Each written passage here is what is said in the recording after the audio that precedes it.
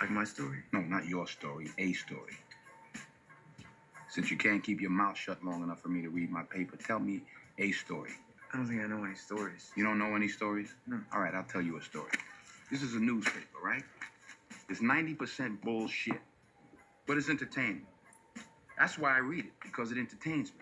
You won't let me read it. So you entertain me with your bullshit. Tell me a story right now. Go.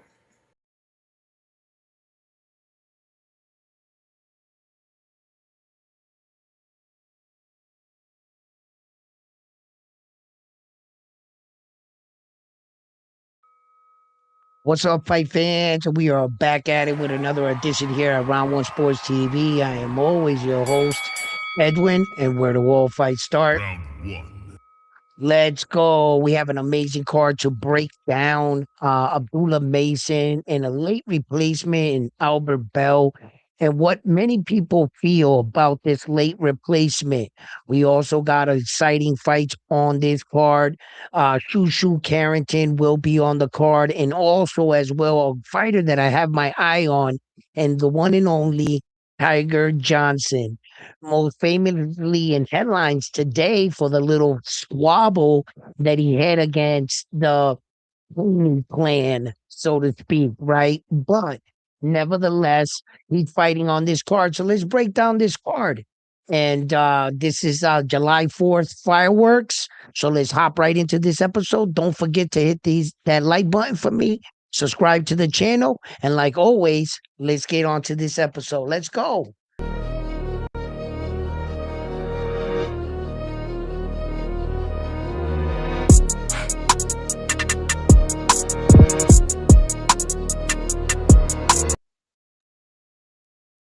All right, give me a second, guys.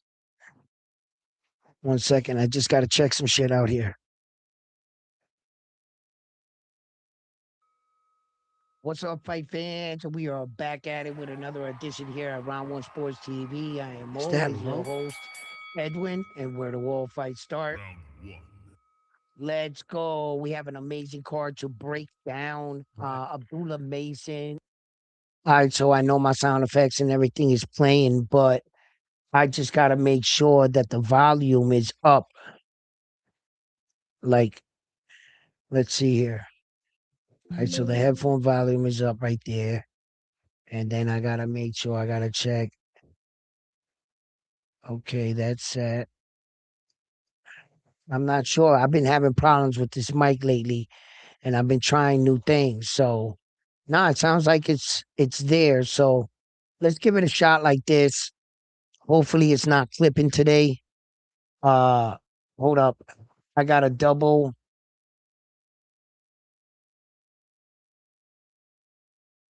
My mic. Was that cut my mic? I think that might have cut my mic. Yo, Round One got to stop pressing buttons and shit. You know what I'm saying? But all right. Yeah, I think that I'm ready to go here. All right, so we got an incredible fight card here to break down. You know, um, you know, before we get to the main event in the Abdullah Mason, you have Shushu Karen. And Shushu Karen right now, he comes into this fight with 17 big ways, 17 fights and 10 big ways by knockout. Shushu, for quite some times right now, a lot of people have been expecting him to be a bit further along in his career than what he actually is now. Currently, Shushu, he's sporting a knockout percentage ratio of 58%. That's his knockout ratio. He's 29 years old. So he just recently got his first world title. So he's making a title defense, right? Which he'll be putting up the WBC world title, right? Yeah, the WBC world title is on the line. You know, um his opponent, now, he's 19. He has 19 fights, 10 knockouts. He's never been defeated, right? So he's 25 years old, and Mexico is up. Yeah, you guys are on the clock on this one. You know what I'm saying? Yeah, y'all on the clock. right? So, Mexico against USA right there. You know, you got Brooklyn's own Shushu making his first title defense. And you have to admit that at least it's against an undefeated fighter. Okay. Where does he rank? Well, amongst Mexican fighters in that division, there are 349 registered Mexican fighters. He's number seven. So out of 349 Mexican fighters registered in that weight division, 126, he's number seven, undefeated. Okay? So Shushu is giving an undefeated fighter crack at a world title. It is up to Mexico to perform and to secure the belt from Team USA. Right? Okay. So, you know, he has a slightly he has a 52% knockout. I mean, take from that what you will. Okay. Uh, both fighters are I would say not known for the biggest punching power. Okay. But Kyushu is, for the most part, he's been tested. Okay. He's been tested. Um, Shushu, I remember the fight that he actually won the title in fact, right? The last fight that he fought. Um, uh, uh, Castillo fought him with a good punch. You saw Shushu's leg buckle in the fight. He kept his composure, his poise, and Shushu, he knew. He was like, okay, you got me. Castro's confidence started to build and got in range a little bit too close and didn't think that Shushu still had like that burst. And Shushu, when he turned it up, boy, he not only did he turn it up, he put his punches well. The selection of punches that he threw, they all landed. He was like, boom, boom, boom, boom. And he flatlined them. So we know what Shushu can do. We know what he's capable of. What kind of Shushu Harrington are we gonna get? I remember once upon a time, Naoya Inoue, the Japanese superstar, went to see the American fighter while receiving an award in New York City the same time.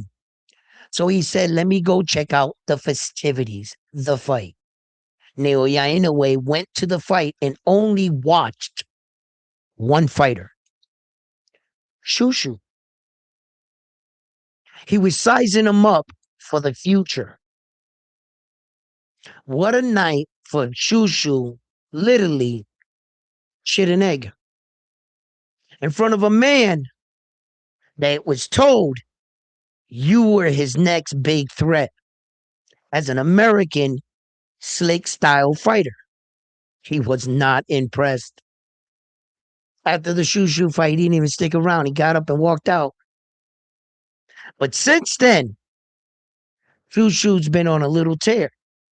I wouldn't say the top echelon of competition, right? He hasn't fought any of the champions. He's a newly crowned champion. And it seems like the champions at 126 don't want to fight each other. I wonder why. Can you say Naoya Inoue? Speaking of which, I still got to get some frames and stuff. Man, it's hard for me to travel and get these things and put them together, but I am. King's things around here. But anyway, so he none of the champions at 126 seem to want to fight each other because they don't want to lose their position in line for the money fight that's coming their way. Naoya Inoue is set to defend his world titles again, okay? In preparation of waiting around for who? The one and only Bam Bam Rodriguez, which many onlookers and fight fans and enthusiasts all feel that he's going to be the one to give Naoya Inoue his best fight, if not Naoya Inoue. Now, I find that a little bit hard to believe the way that Bam Bam struggled in his last fight, and he still hasn't reached the weight division where Naoya Inoue is. He hasn't adjusted to 118. I believe with one or two fights he will, but that's still not 122. You're going to have to ask him to do another weight jump. Listen, you're you're operating on like a robot's mentality. Like if you're climbing the divisions on PlayStation 5. This is a real person. You're going to talk Bam Bam up to fight what? Arguably the best skilled fighter we have today. Pound for pound, number one, Naoya Inoue. Barbershop, pound for pound, number one. That fluctuates. Right now, Jerron Boots Ennis is Barbershop's number one pound for pound fighter because you know how Barbershop pound for pound status works. It's in the moment. They're a prisoner in the moment. What'd you do? Shakur Stevenson was just a barbershop pound for pound. Then David Benavidez started Zurdo. He took over, and now Jerron Boots Ennis beat Xander. That's how the barbershop pound for pound list works. But the real pound for pound list is the king, the fighter that has all four belts, the fighter that my boy Showbiz didn't bother to put on his Mount Rushmore. That all the fighters that he has on his four best fighters in the world do not have the accolades, the belts, the divisions, or like the straight 28 world title fights in a row, and his last 8 fights have been defending all four belts. One of them on that Mount Rushmore can touch Naoya Inoue, and the disrespect is real. The lower weight divisions don't get their respect. They just don't. They just don't. And the only reason why Bruce Carrington and a lot of these other fighters, they would have the privilege to share the ring with a fighter like Naoya Inoue, have him on your resume, and fought that dude. Stephen Kubo Fulton can say that. Yes, he can. And the more that Naoya Inoue wins, Stephen Kubo Fulton can say, I lost to that type of dude. Yeah, I lost to O'Shaughnessy Foster in an attempt to jump how many weight divisions and fight at a catch weight and all the problems in his life. Yeah, come on, man. That's O'Shaughnessy Foster, man. You know?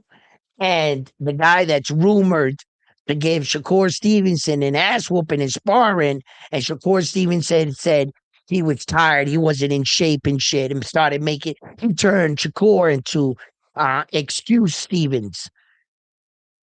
I don't know. I don't know. That's the shit that's going on social media. Did I say anything wrong? That's what Shakur said at the Xander fight. You seen that interview at the Xander fight with, as a matter of fact, with Showbiz? Yeah, go check it out. He said that. And like, I think that Chushu, you know, if he can keep defending the belt, he might be that guy Naoya Inoue targets after. And maybe he can entice him to go up and get that 5th weight division. It's a big jump for Naoya Inoue. Truly, I'm telling you, people, I think he's maxed out at 122, to be honest. For him to go where he started from, I think like at 108, and to end up at 122 is 5 weight divisions. That in itself is remarkable. So, but he is the biggest fight. That is the biggest challenge. And if you want to measure yourself against the best in the world, like Xander Zayas did, and he fought Jerron Boots Ennis, and he didn't care about the O. He didn't care about the O. He went and he dared to be great, right? And in doing so, these guys started making fun of him. They started saying the Puerto Rican knee and all this other stuff and blah, blah, blah, blah, blah. But wait a minute. Wait, whoa, whoa, whoa, whoa, whoa, whoa, whoa, whoa. As a matter of fact, the main event, holy shit balls. Listen, Abdullah Mason actually made dudes do the knee in its real way. Hold on, wait a minute. I'm starting to remember a lot of Abdullah Mason fights. Bear with me for a second. Hold up. Why didn't I ever think of this? I'm thinking about it now. Okay, hold on.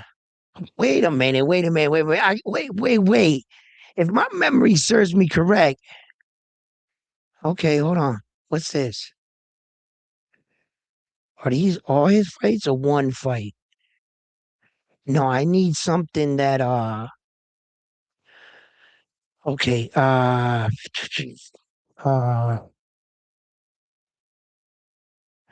Mason. Mason fight heights. No, that's just Sam Noakes. I need something of all his highlights, like me. Oh yeah, just type it in, right?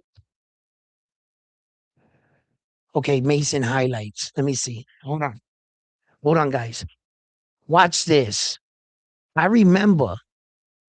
Are these all his fights? Yeah, we're gonna use this one. We're gonna use this one. Okay, hold on.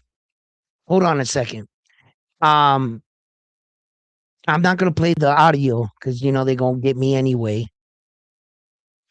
All right, let me set this up. Hold on, it's loading. This is to prove that that need should be bullshit. Like let's not do this because to be honest with you, okay, which ones were they?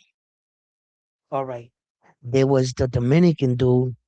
Hold up, hold up, hold up. I'm right. Hold up. Okay, what's this fight? Nope, nope, nope. Where's the fight at?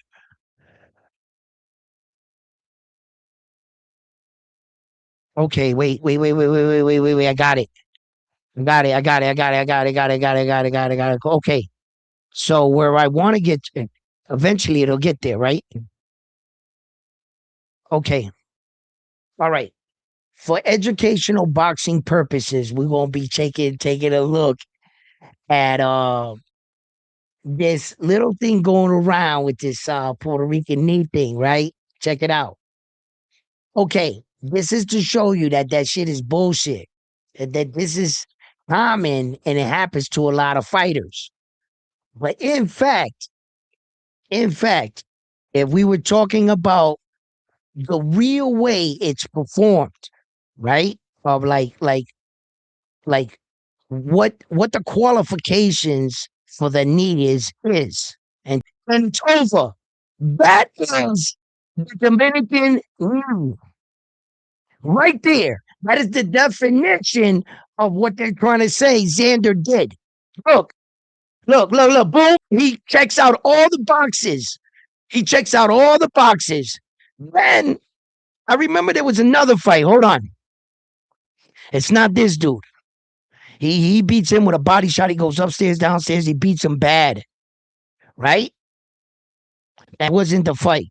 Hold on. There's more. Oh, there's there's more.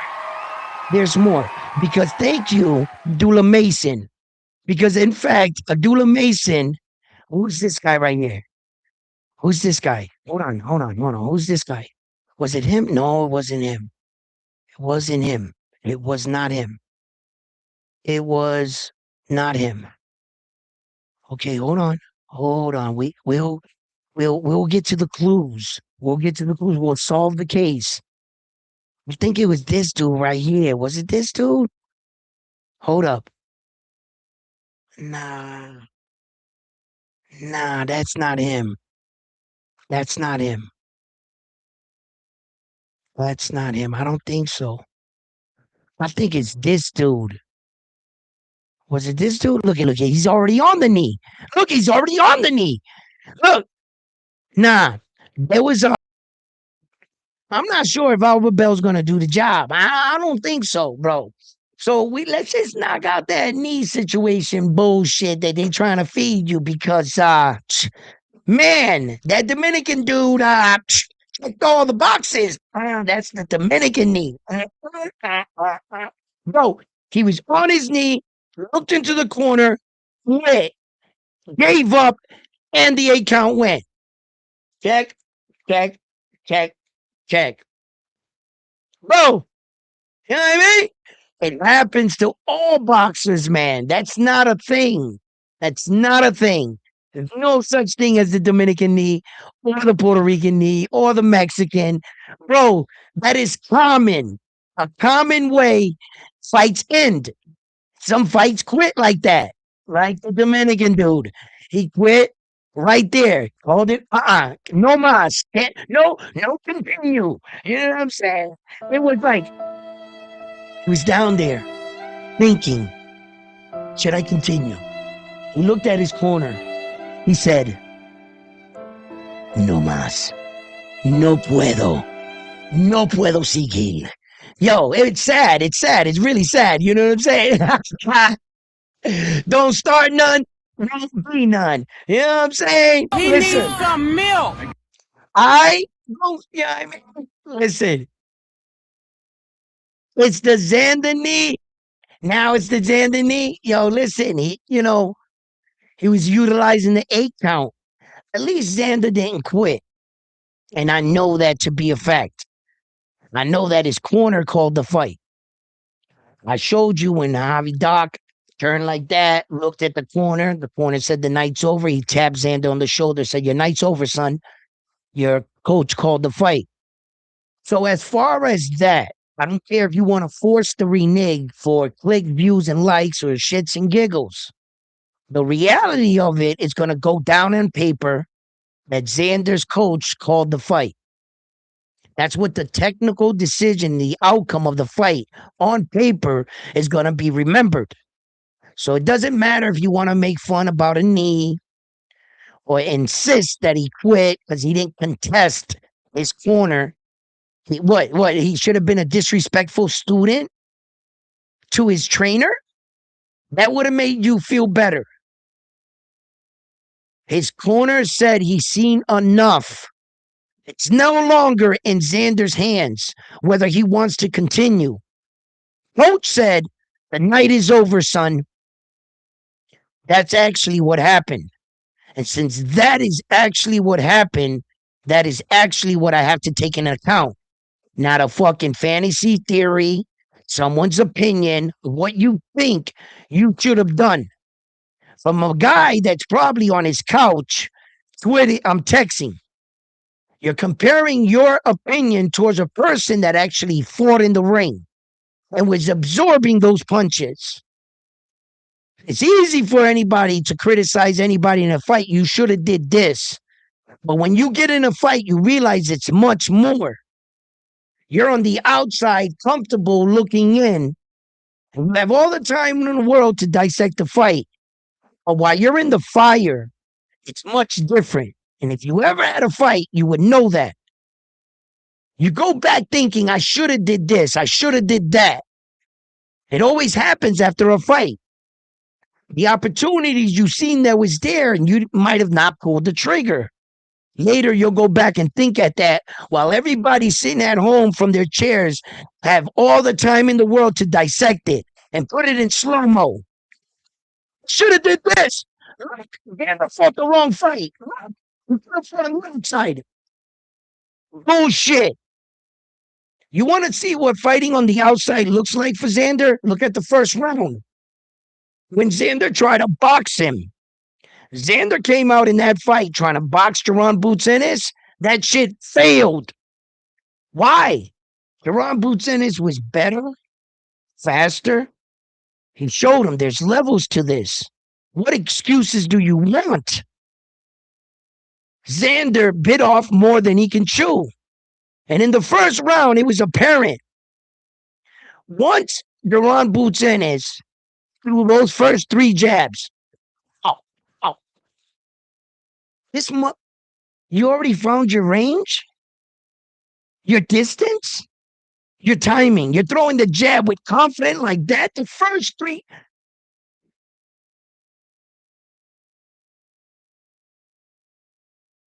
It was going to be a bad night. Xander Zayas could not stay on the outside and box him. He couldn't utilize his jab. He might have survived the 12 rounds like that, but it would have just been a long ass whooping. He would have took so much damage, that tragedy, trying to box Jaron Boots Ennis. The first 30 seconds of that fight, which I was in attendance with my own 2 eyes, I saw, oh no, Xander is outclassed. There's levels to this. When he hit Xander, Xander dropped. He utilized the 8 count all the way into 8. Then he stood up. He didn't stand up fast. He looked up. He was like that. He went like that with his jaw. And went like that. He was like, he looked at the ref, waited until he get to 8. Then he stood up. Utilized the whole standing 8 count. He staggered. Jaron Boots Ennis took his legs right there. Boom. And when he took his legs, Xander knew, like, if Xander tried to get slick and bounce and stumble, it would give Jaron Boots Ennis the information he needed. Oh shit, your legs are gone. Xander had no choice but to play it off and use the movements that his legs at least allowed him to have. But he didn't have no movement. He didn't have the bouncing. He couldn't like sidestep like this. No. His legs were gone. But the funny thing when I said this, when your legs go, the top half of your body is fine. But the bottom half checked out. Like AJ, it's the best description of a fight. I can remember that to the T. You saw that. AJ's legs were not underneath him, but he was fighting. He just couldn't get them to like, yo, what the fuck, turn on. You know what I mean? So with the weight cut that Xander took, that was drastic. It went back to my head to the post conference, right? When Xander showed up in that white suit and his cheeks were real sunk in. What happened when you cut a lot of weight? You take all the fluids out your brain. If you can't deplenish it fully, which I don't think Xander could, you stand a strong chance of being knocked out. I think that Xander was real deplenished. I think at a heavier weight, he would be able to pack on his weight and feel good and take those shots from Jaron. I think he gave too much. But when he got hurt in that first round, he couldn't, his legs wouldn't react. But that third round, he showed the world, you're not a fucking phenom. And I could have hurt you. He just took so much damage by the third round, his legs wouldn't let him go forward. He couldn't be Xander Zayas. Regular Xander Zayas would have shifted like this and stuck to Jaron. He couldn't do it. And then Jaron Boots Ennis kept tying up, and Xander was trying to wrestle his way out. But you can see in between the wrestling, when he would break, Xander would just stay straight up. He didn't have his legs to shift. He couldn't do it. So I was like, fuck. So he did his best. And the outcome was the outcome. But I gotta admit, he took the fight. And remember how we got here, people. Okay? From the sad story that Virgil Ortiz told the entire world, and it all unfolded. They offered him the $3 million. guaranteed with pay-per-view buy sales. The lawyer wanted 7. Virgil was at a stalemate for 4 million, right, with Jerron Boots Ennis, and the negotiations fell through. Then he tried to sue Oscar to get out of his contract, and then the Jerron Boots Ennis and Xander Zayas fight got made. Okay, and it was over. Also, a dispute of 55-45 go to the winner in the Virgil and Jerron Boots Ennis. So the initial offer was the 3 million. Virgil's lawyer, win, lose, draw, pay-per-view sales, they didn't care about any of that. They said, you don't got to give us a cut on the pay-per-view sales. You don't got to worry about it. Just pay us 7 million flat. And you guys gamble on the ticket sales. You guys work it out among yourselves. That's what that deal was about with Virgil and Jerron Boots Ennis. And it all came apart. So Xander Zayas stepped up to the plate and gave us the fight that he wouldn't give us. But miraculously, Meridian there, he released that little AI footage with Xander going down on the knee and Virgil jumping in and fighting him and stuff and saying like Mexico's gonna come in. Brother, no, you had your chance. You had your chance. You guys priced yourself out, right? And like, no, then Xander had to take the fight. Technically, guys, I want to know what you guys think about this. Okay? Do me a favor, man. Just reach down for brother with that like button, man. Come on, bro. You know what I'm saying? We having a good time right here and shit and passing our day. Yo, help me out.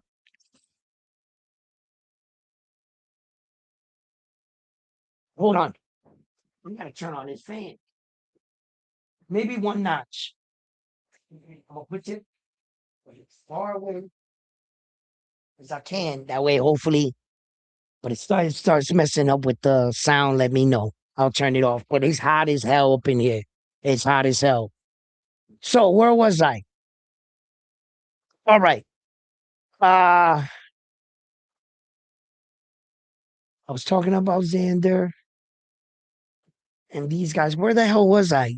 Guys, help me out here.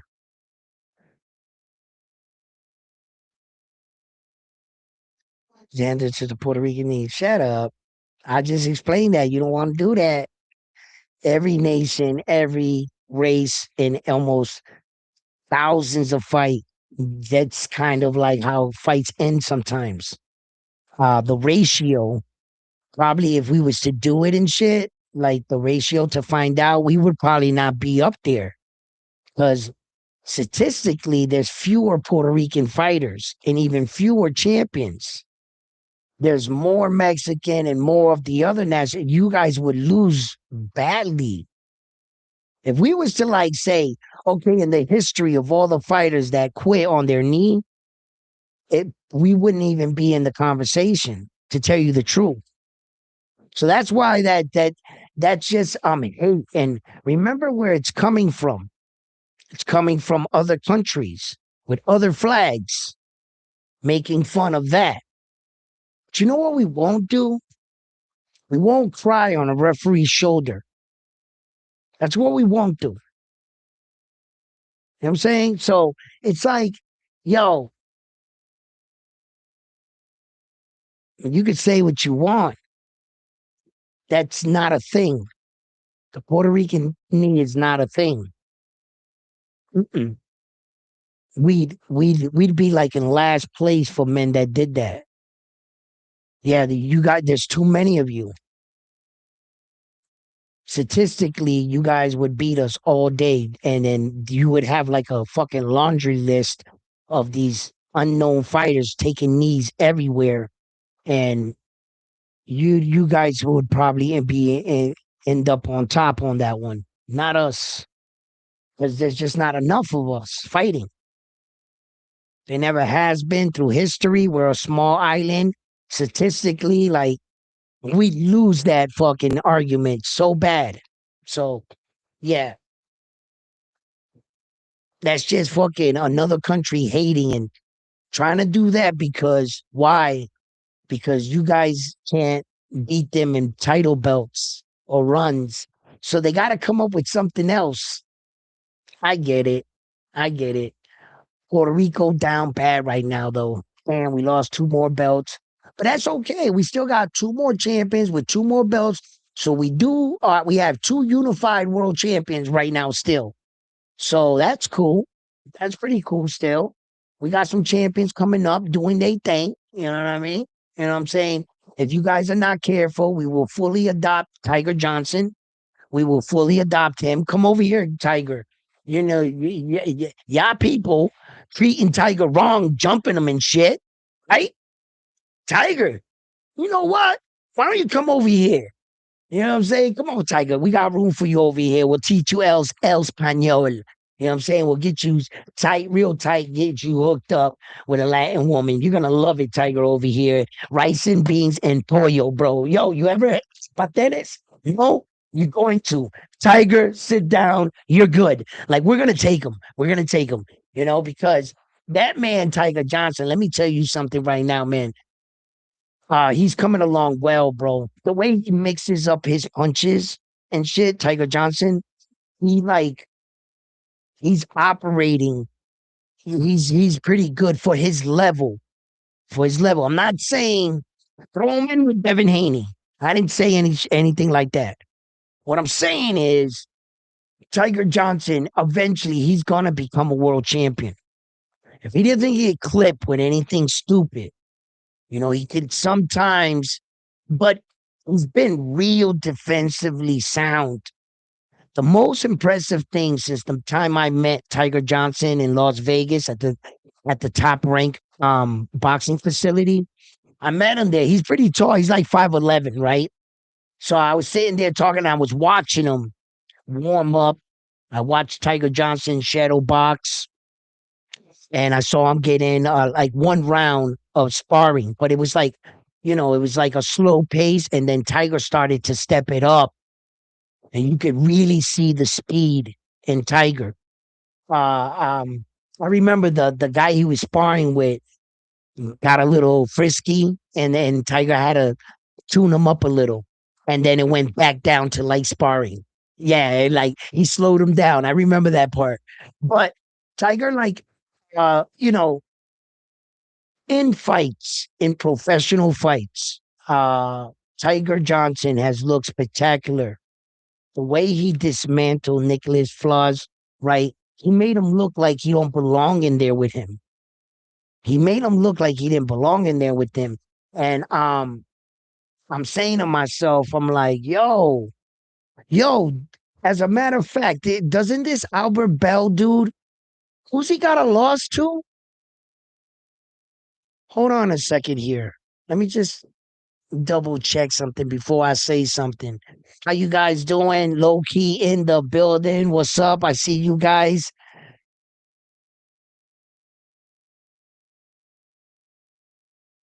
Yo, why y'all bringing soccer into the argument and shit? I knew you guys would do that. Fucking soccer and shit. This ain't no soccer channel.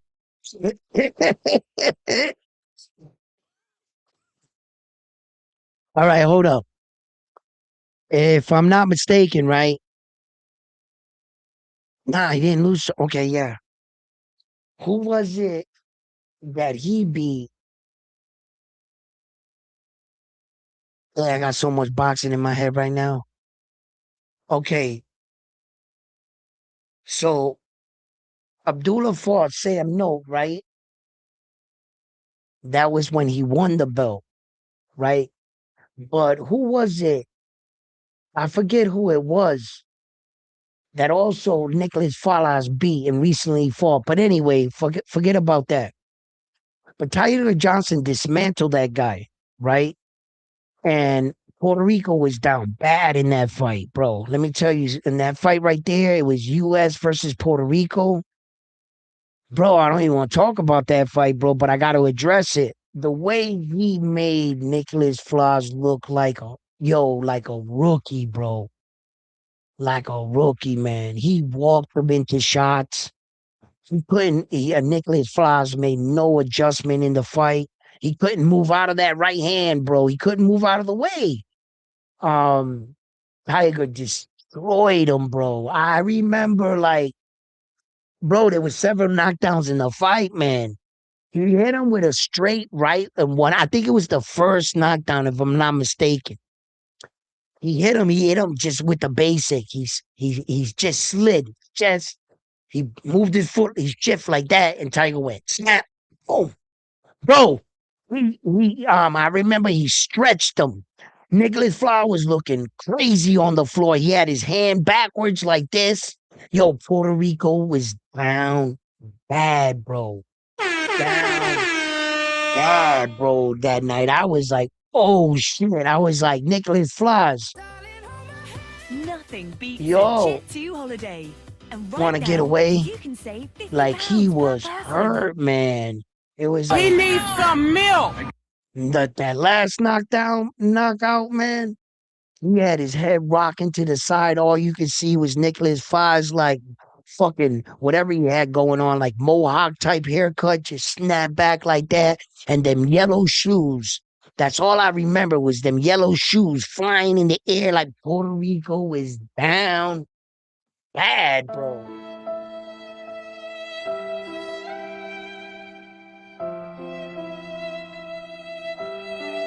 ¿Por qué? ¿Por qué?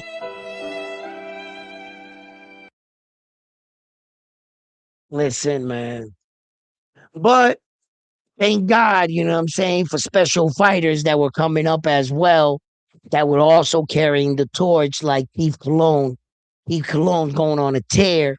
Everything he see, he can destroy straight 10 fights, 10 way by knockout. Just monking them. And then, Juanita, you know what I'm saying? Juanita, he coming up. He's a real threat. So, Puerto Rican boxing, but I'm excited. I'm excited. Yo, don't count us out. Don't count us out because we'll be back. And before you know it, Xander be a champion at 160. Before you know it. See, because there's a path there. That IBF belt is vacant. You know, funny enough, Laura is the oldest. He might be tricky, but Laura's style caters to Xander. Xander knows how to control a fighter like Landy Laura. He does. You can't get on the inside with Landy though. He gonna fuck Xander up. He's too much of a vet. He's calm in the pocket. He knows when to react. He's really smart. You're not gonna scare him. He's seen a lot of, look at the Canelo fight, like he's not gonna be intimidated by his youth. They threw youth at him. He beat it. Uh, but I think he's lost a step. Yeah. And if Xander can fight like he fought Abbas Baru and Chino longer, but he's big, he's strong. He should beat him. He should beat him. Yeah. The one thing that the fighters that did fight Laura, they didn't have that youth behind them to keep that pressure going. It was mostly in spurts, and Laura controlled them because he's a vet. He's a veteran. He can also fight Carlos Adames, which Carlos, like, let me tell you, I'm telling you, he's been struggling to make the weight. Now, rumors say that he did go up, but they still have his name for the champion. So I think he still has a responsibility to that belt. I heard that he was moving up. Okay. But if he moves up, then vacate the belt. Another opportunity for Xander. What do I think Xander's going to get off of a loss? Title fight.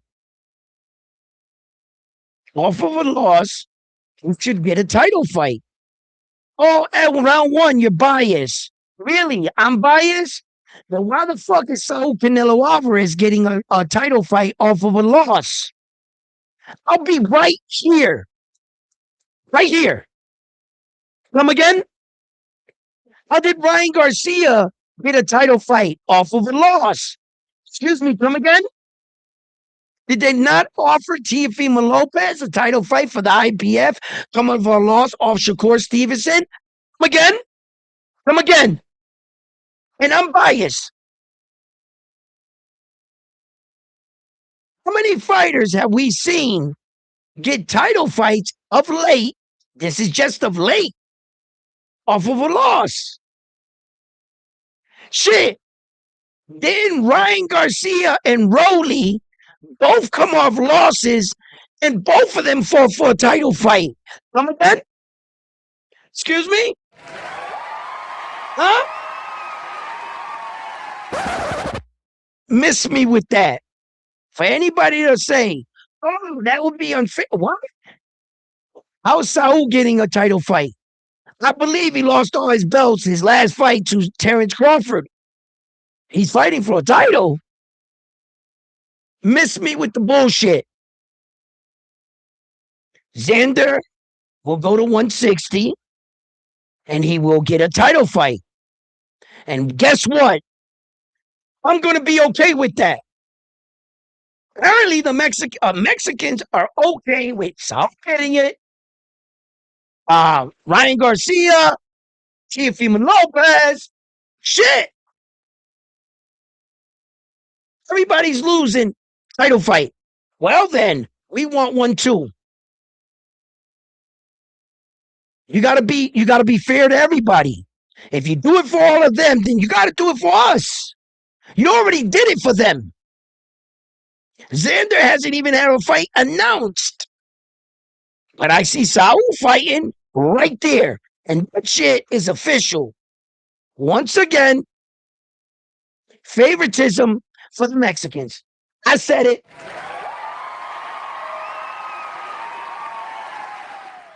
Yo, you gotta pour it on thick for your people. You know what I'm saying? Guys, stay in character.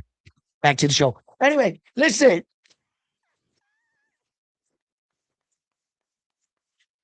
Yeah. We need some milk. Yeah. Round one, you a sucker. You know what I'm saying? You a sucker for that one. Hey, I just want equality for my guy. Equality. That's it. Just advocating for equality. You guys are getting it. Why can't we get some? Why my guy, Subriel Matias, lose? He got to fight his way back up. Why, when your guy loses, title fight. Title fight. Oh, yo. Ryan don't get one title fight. Ryan got back-to-back title fights. Coming off a PE suspension, a 1-year suspension, title fight, loses, title fight. I can't make this up. I just want equality. Listen. Round one. Yeah. Another one.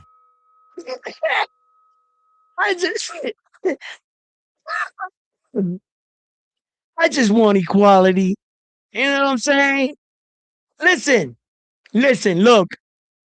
Sometimes, I'm sitting here in the chat, we all sitting here, we cool, right? But sometimes you see shit go down in life, and you scratch your head and you wonder why, right? Like, for instance, when, what's his name there? Forget it, bro. I'm not, shit. Damn it, I don't forgot the names of the characters in Star Wars. Han Solo was the dude that got frozen and like that block of chocolate that it looked like, right? It was Han Solo. And Princess Leia was his girl, right? Okay.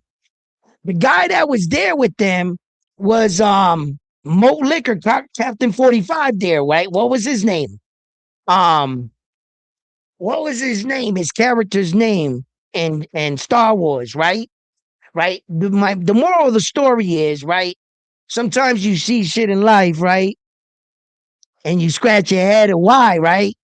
When Bobo Fett, not Bobo Fett, Bobo Fett was a bounty hunter. I guess he bagged him and he owed Jabba the Hutt all the money, right?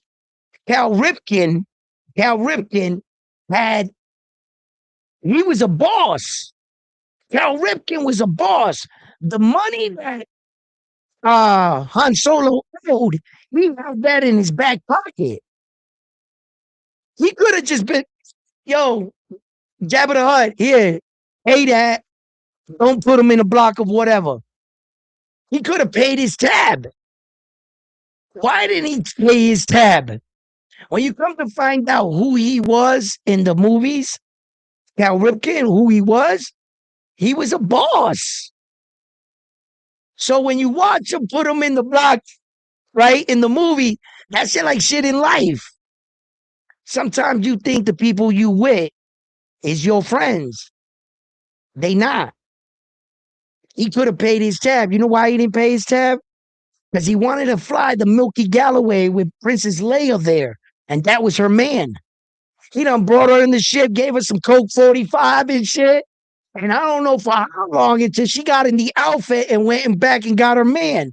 But meantime, in between time, he done fly the galaxy. He could have paid the tab. No, he didn't choose to do that. You know what I'm saying? So watch the snakes in the grass. Watch it. Watch your circle. And watch what, you know what I'm saying? Because I'm going to tell you right now, like, some of these fights look like they're setups. Abdullah Mason, right? For example, he gets this Albert Bell fight. And a lot of people, even Ness, shout out to Ness, he made a video about it. And they made me think. I was sitting there like, yo, you better watch out. There's snakes in the grass, Abdullah Mason. Like, sometimes you think you with your people and they fucking setting you up. They allowing for shit to happen because they got a different agenda. They might got a different, selling you out for a bag, getting you out the way for another fighter that they secretly promote. I don't know.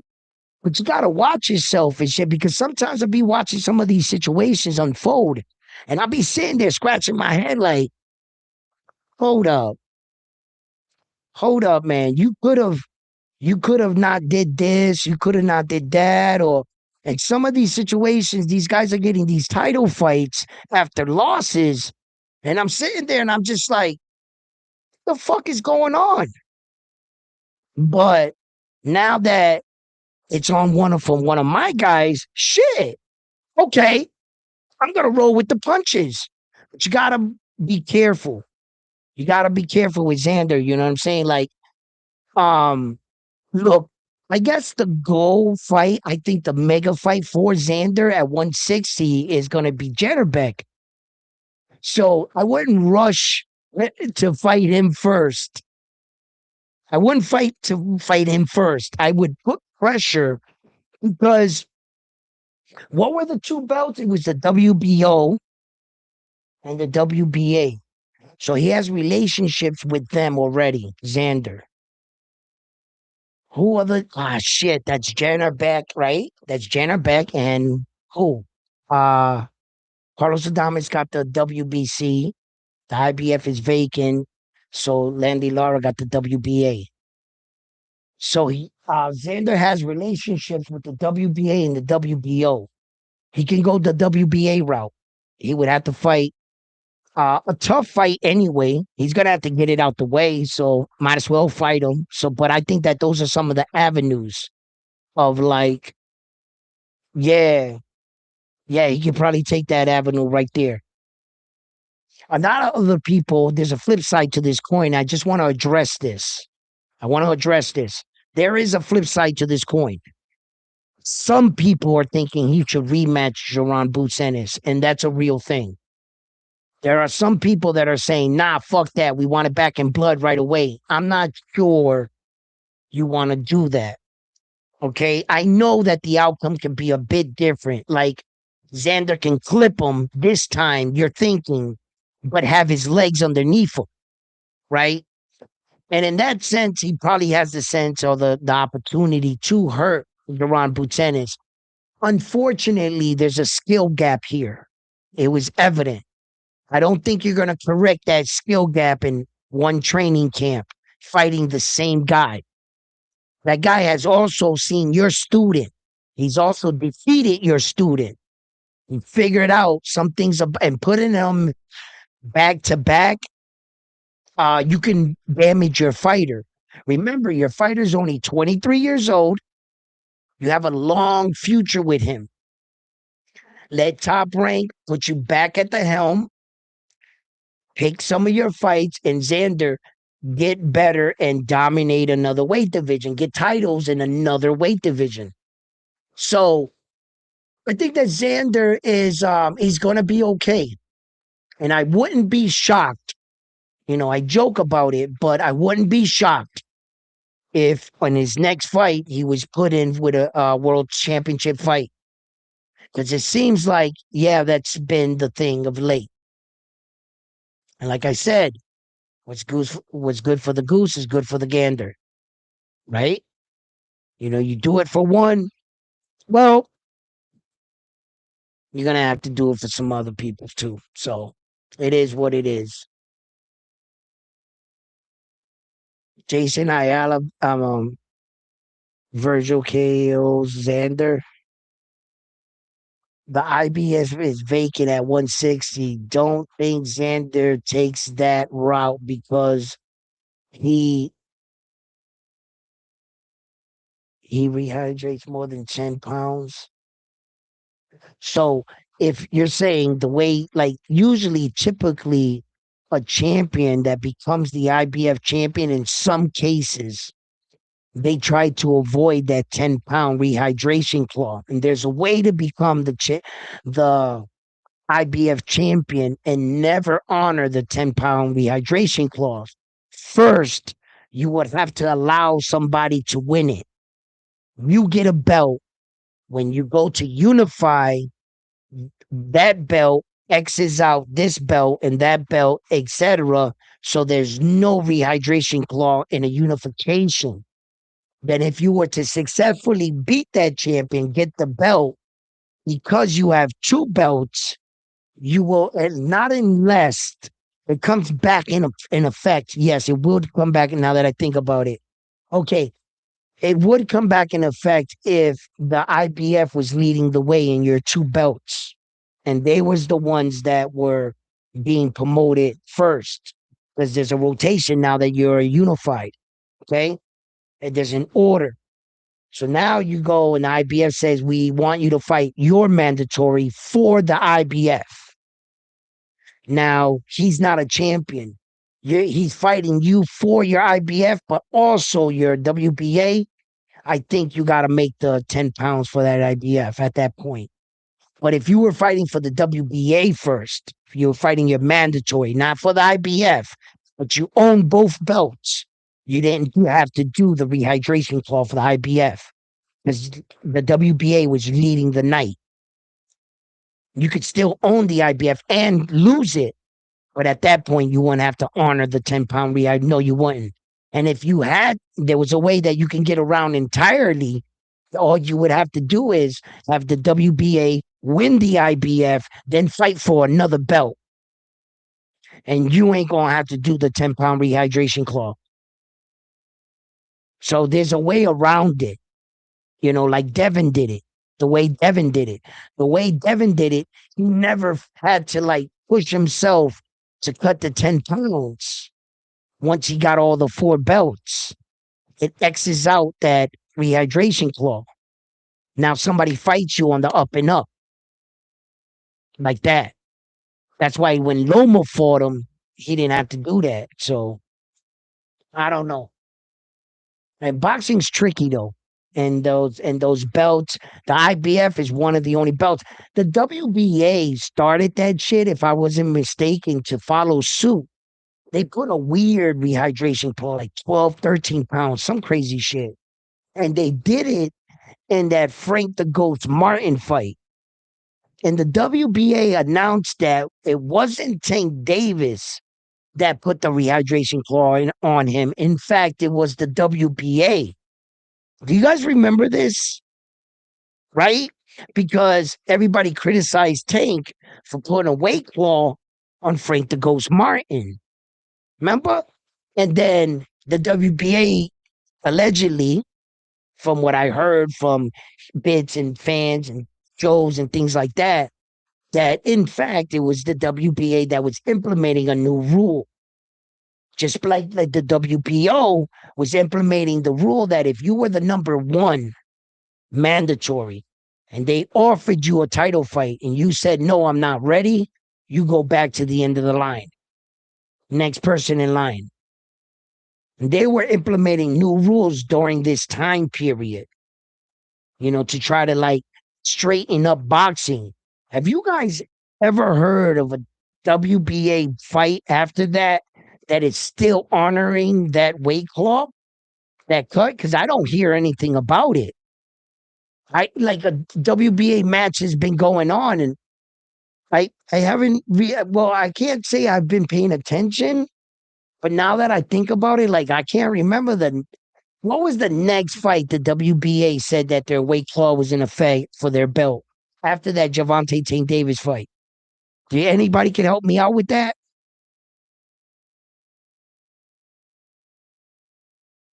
Damn, round one spitting game right now. No, this is just true. So yeah, I remember certain these things in boxing, and I'm just being honest.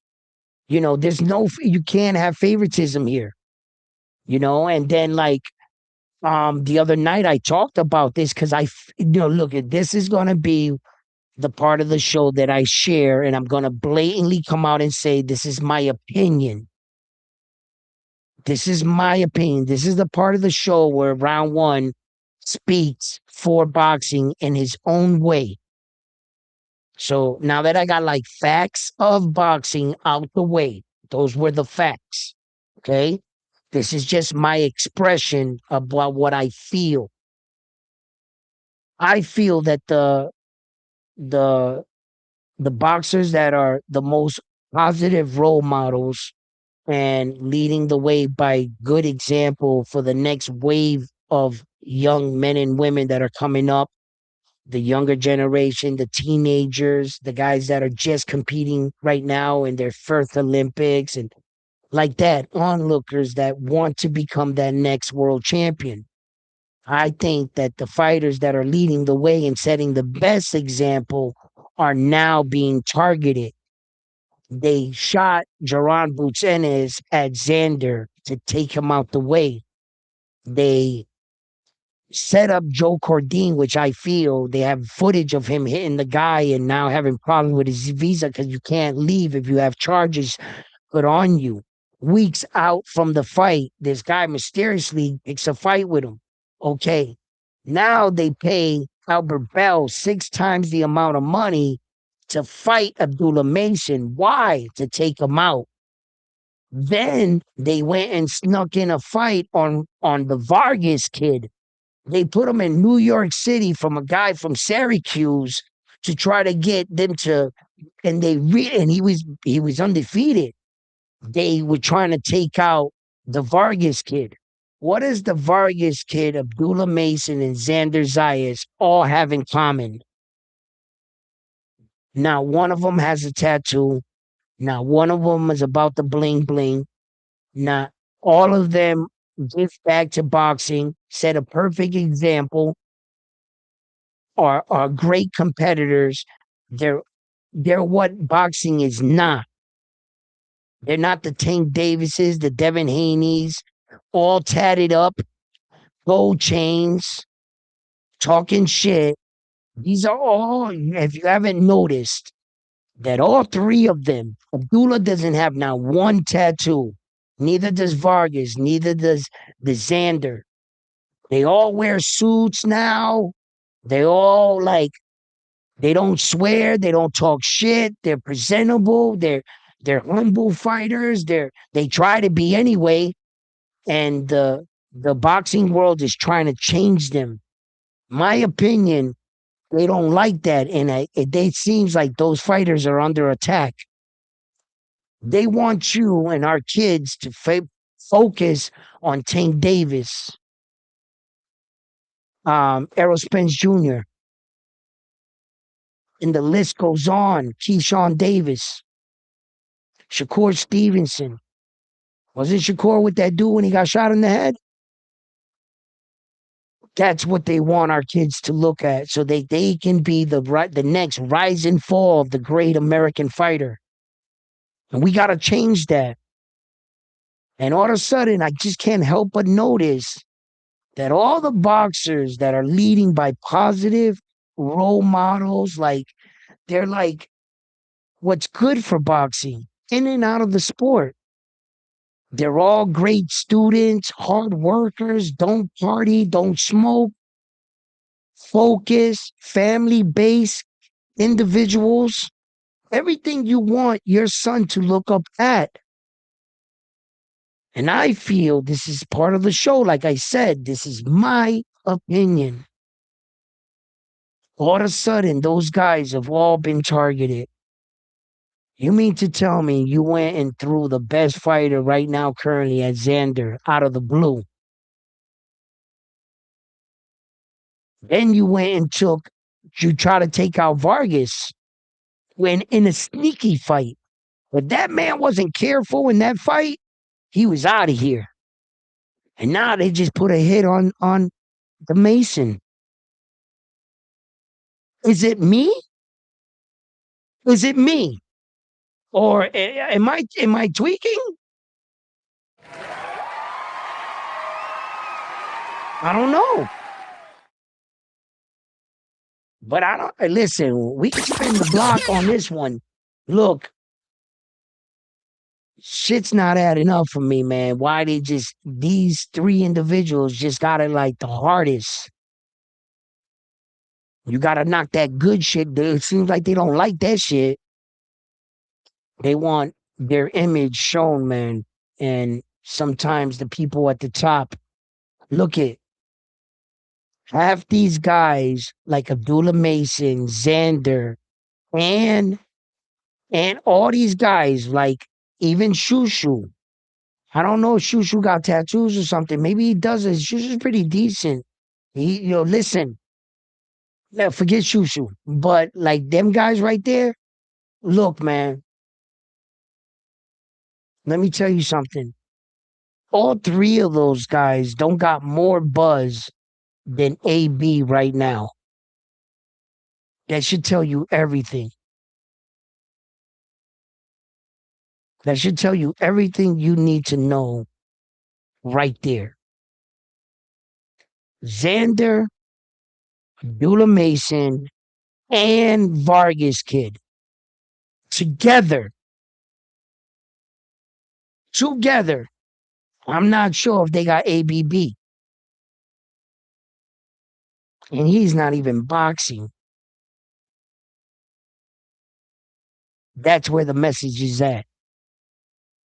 And that's my portion of the show where I speak round one, his opinion. And that right there, my friend, is my opinion about what I feel is going on. Um, and I think that our young, disciplined fighters are being attacked for being the positive role models, and I'll leave it as that. I don't know how you guys see it, or maybe I'm tweaking. Maybe I'm just like maybe looking and thinking too much about it. But hmm, where there's smoke, there's fire. You know what's going on with this conversation here? What's going on? Let me back this up. He says facts. I heard Vargas. I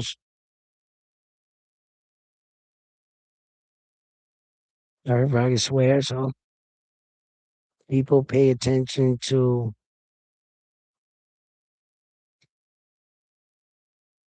Yeah, Xander wants it, but I don't blame his promoting.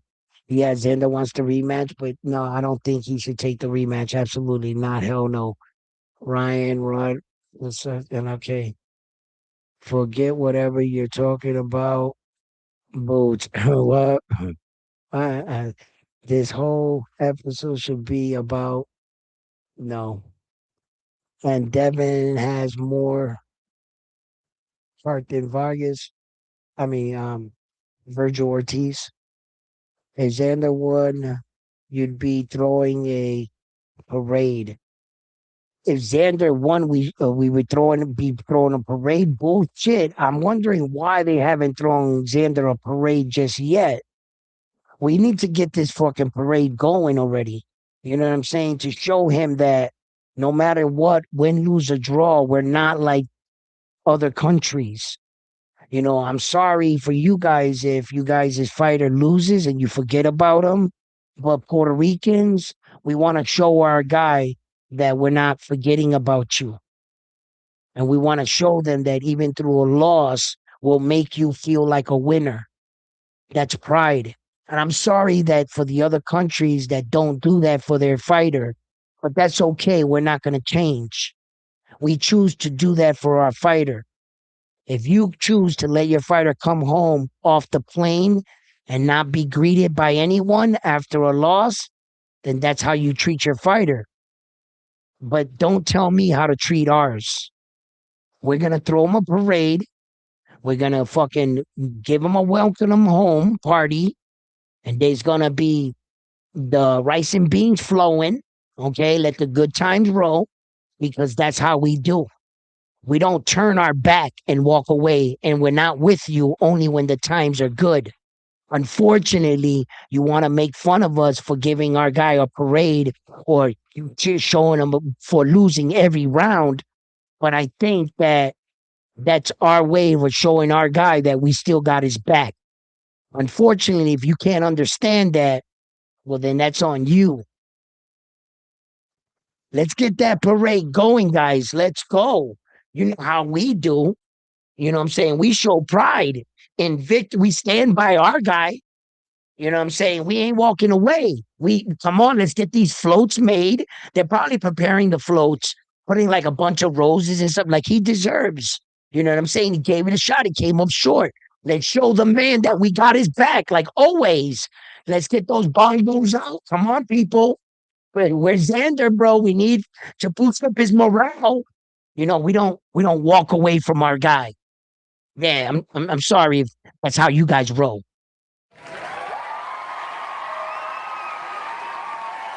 That's how you do, not us. Let's get this party started. Let's give this young man a good hand and an applause for what he tried to do. Shit, he gave us the best fight of the fucking year.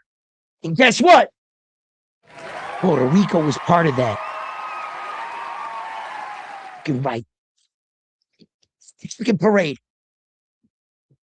Two parades. True, because if this guy got one parade for not winning a round, at least Xander, the round of the fucking century, it's two parades.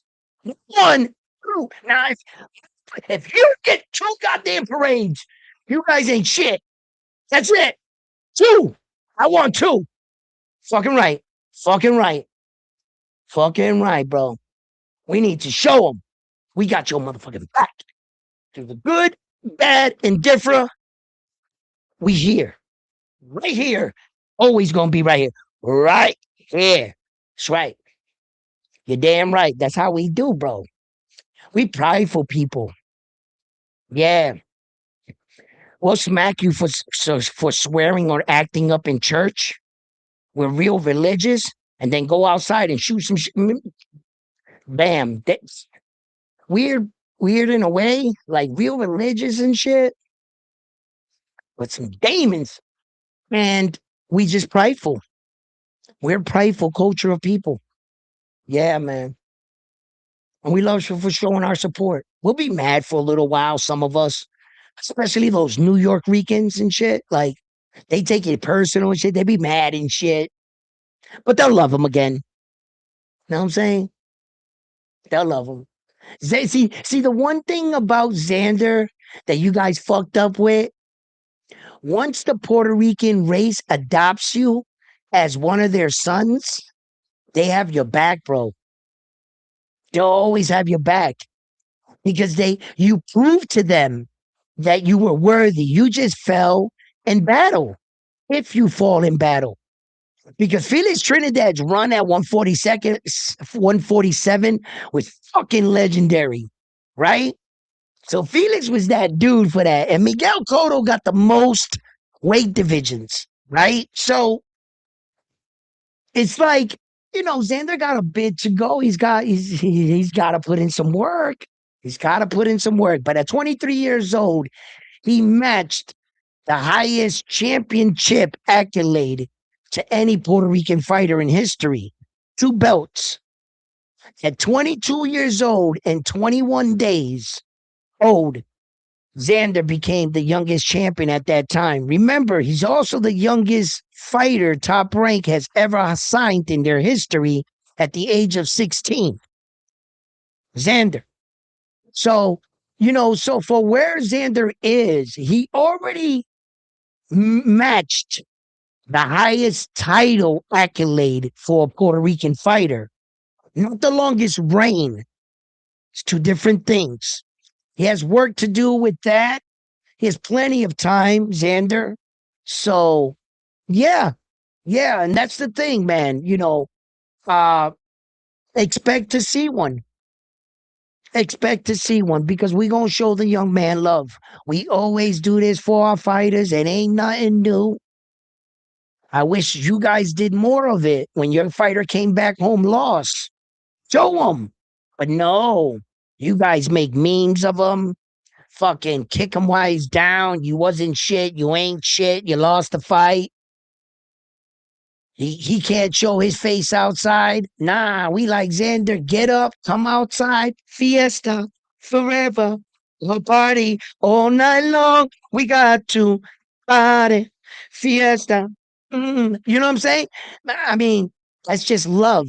And if you can't understand that, hey, sorry. Sorry you feel that way.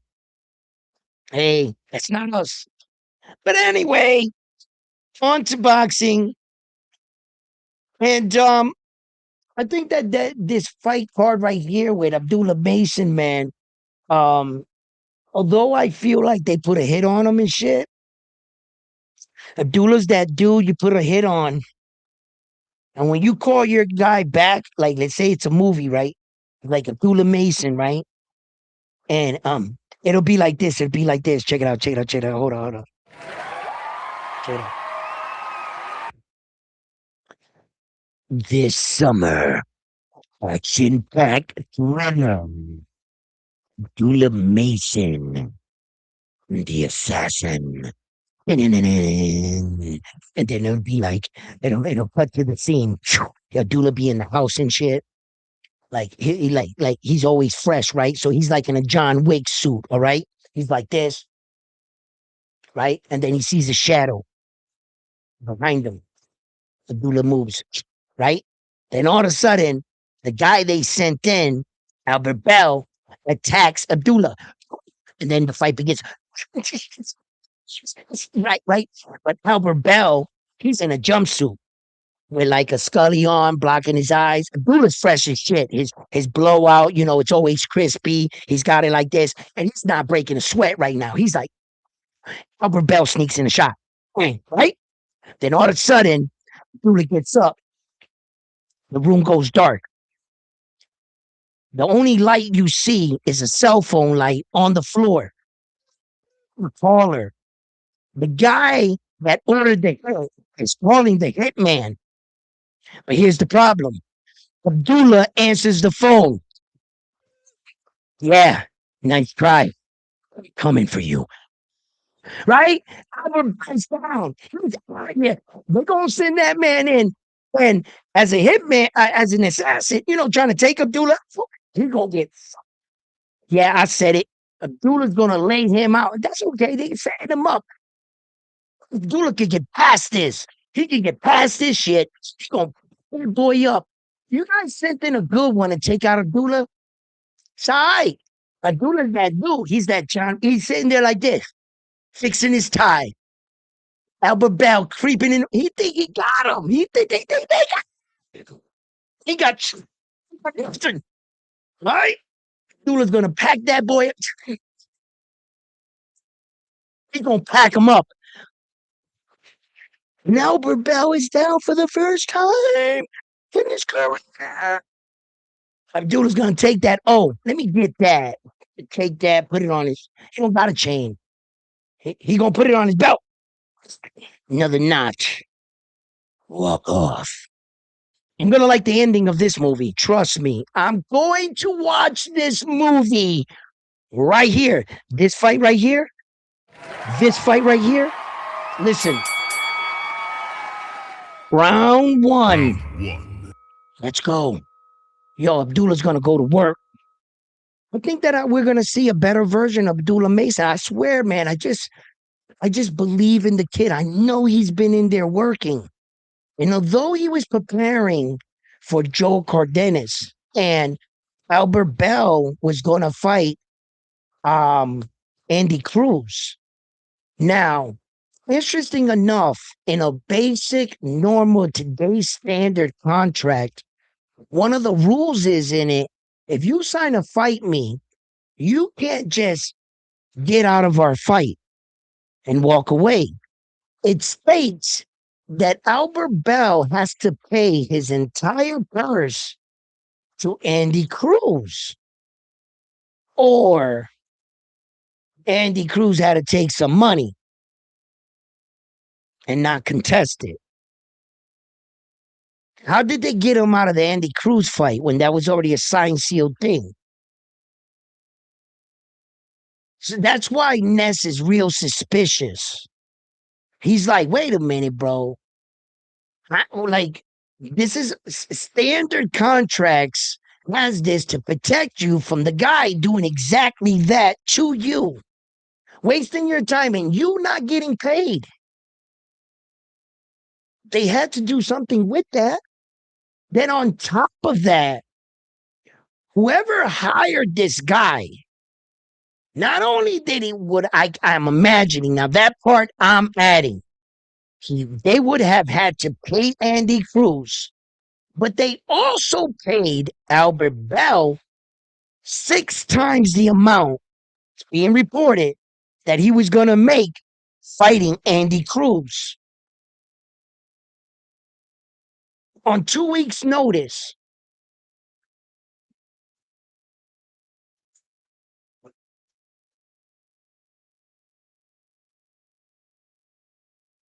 You did all that just to get to, you want it. Whoever is the matchmaker believes that Abdullah's that he's not on that level. You don't have to get Jaron Boots Ennis to beat him. You just gotta get a tricky fighter. Somebody that can do the job under the radar, but get the job done. Without being a big name and saying, oh, you put him in with Devin Haney or Tank already. You went and threw a dude. That's why he lost. You put him in with Tank. No, that would be too obvious that it was a hit. You got to get somebody that in the gym, in the sparring gyms, and he's a fiend on. Not so he hasn't been really voluntarily known. Perfect candidate. It's like the Mexicans, right? You go to fucking Mexico and you dip your hand in there and like take one of those fighters out of Tijuana. You might take out a killer and he might smash your guy. Just ask the fucking UK people.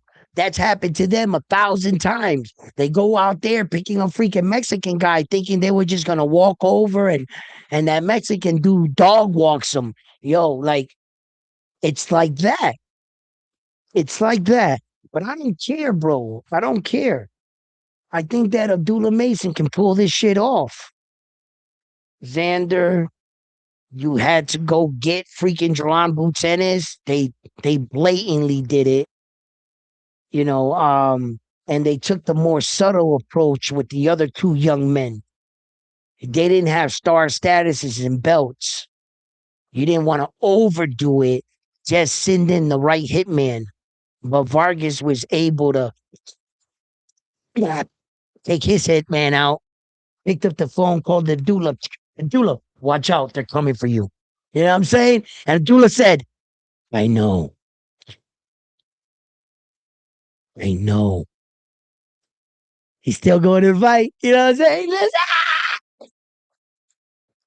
bro, it's gonna be some good fights. I want to see what Tiger looks like though, too.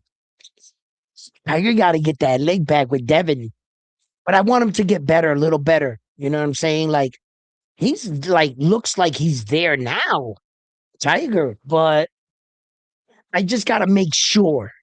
I got to make sure. I got to make sure. I got to see him in there with somebody like you know somebody I know Devin can beat, but let's see if Tiger can beat him. You know what I'm saying? Before we throw him in with fucking the lights of Devin Haney and shit.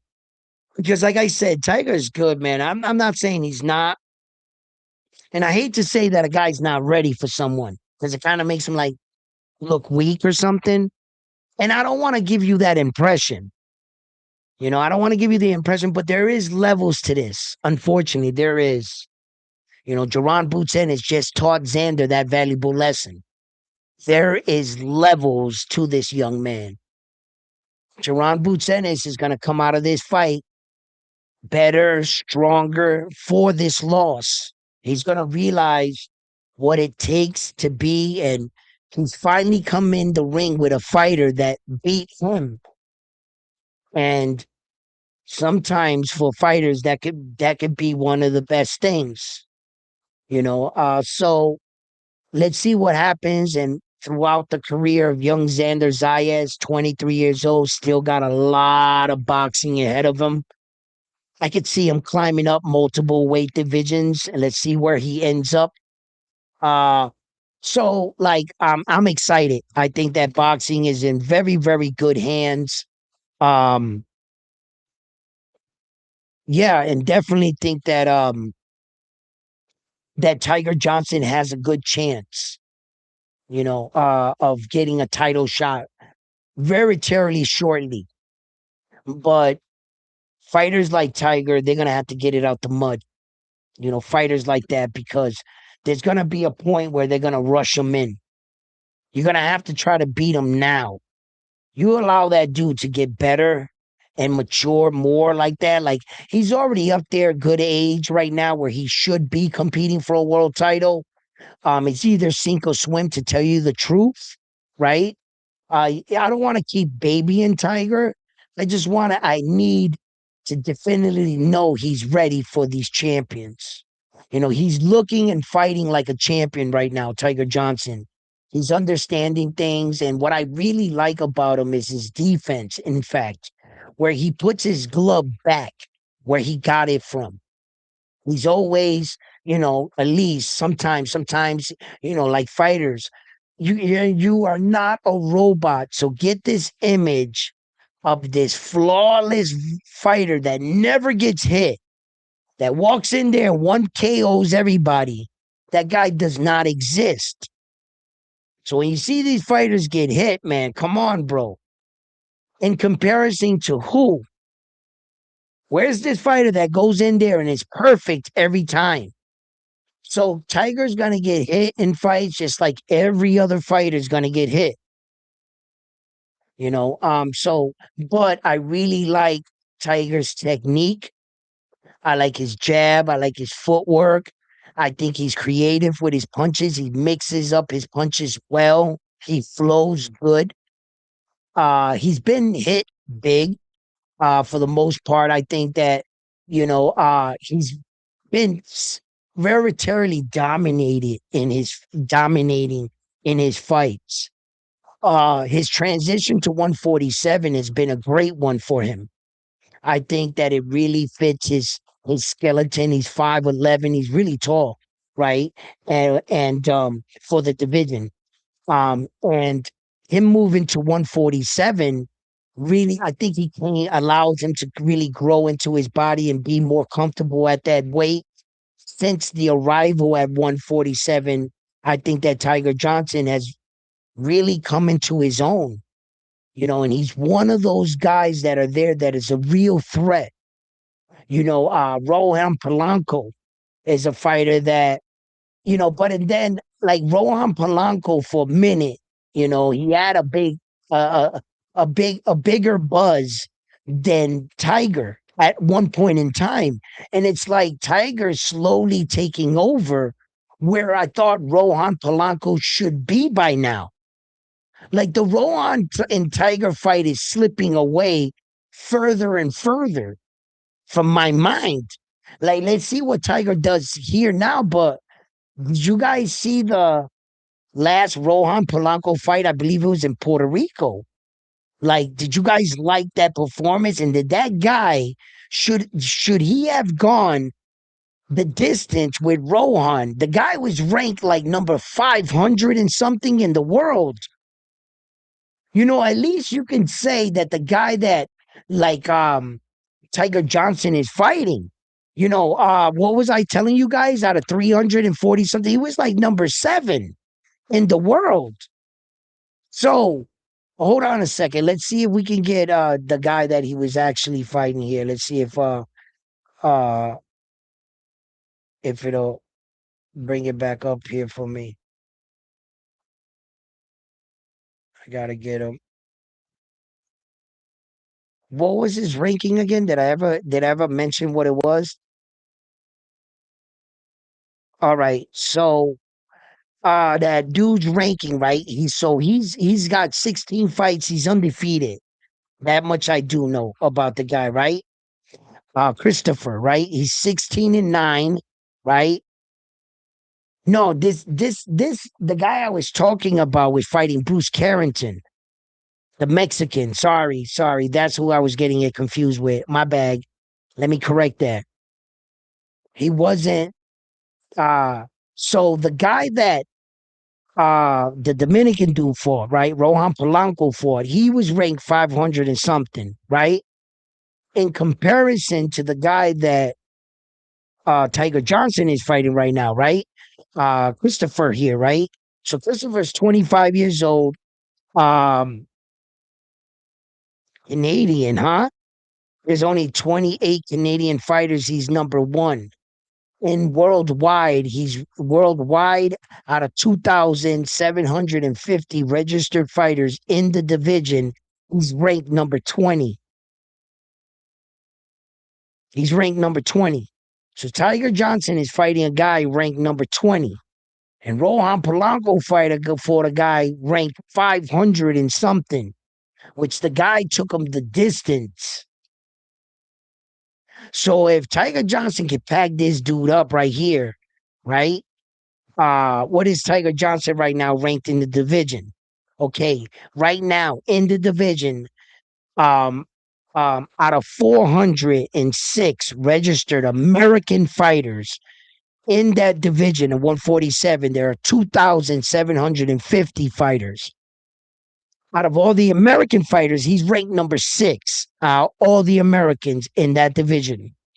In the world, Tiger Johnson is ranked number 14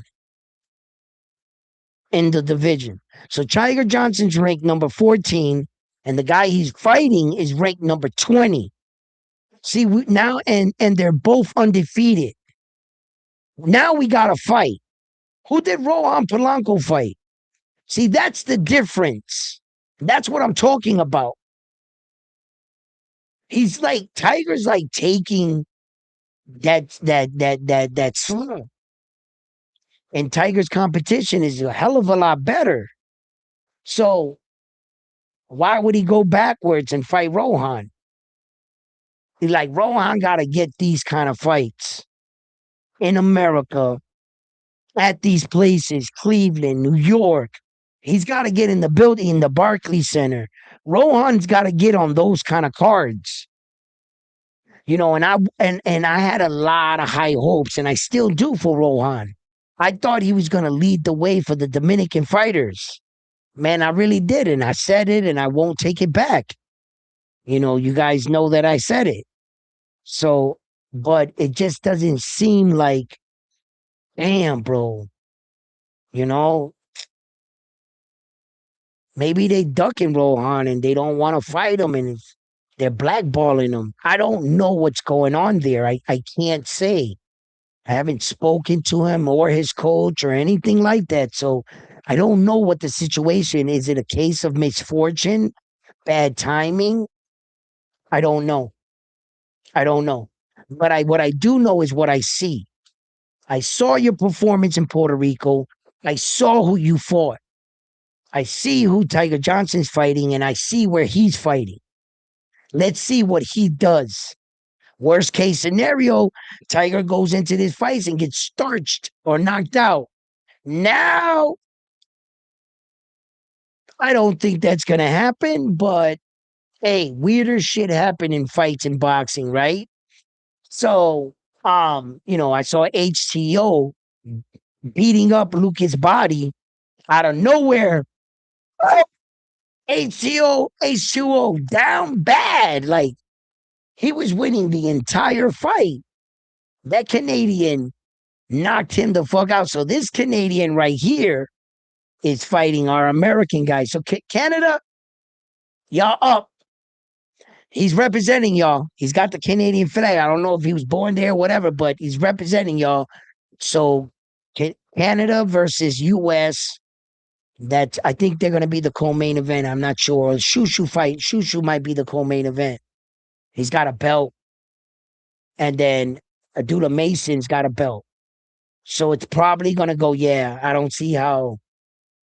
Yeah. Tiger Johnson, you're not going over a belt. So he'll probably be like the third fight in the fight. Yeah, it's probably gonna go in this order: Abdullah Mason versus Albert Bell. Chushu versus his guy, Guti. I can't pronounce his name, and then Tiger Johnson fighting against Christopher here. So I think that's how it's gonna go. Yeah, absolutely. But Tiger Johnson, 27 years old, 5'11", 71-inch arm reach. He has a 47% knockout ratio. He has 17 fights with 8 knockouts, and he's undefeated. Yeah. And he made the Dominican dude take the Dominican knee. Shots fired. Shots fired. He needs some milk. Yo, listen. Hey, it's all love. It's all love. Man, but this is a good card, guys. This is a pretty good card. What do you guys think? What?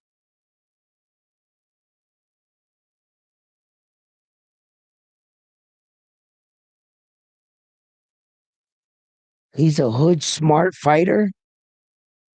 Is he? He's a tough fight. He's undefeated for Tiger Johnson. I don't know much about that guy. Keep telling me more. Tell me more. That's why we're here for. You know what I'm saying? For educational purposes. This is what I got this channel for. I need you guys too. So what do you know about this guy? Tell me. You think Tiger Johnson is gonna have a rough night or what? What's going on? Oh no, that's yep. He's 16-0.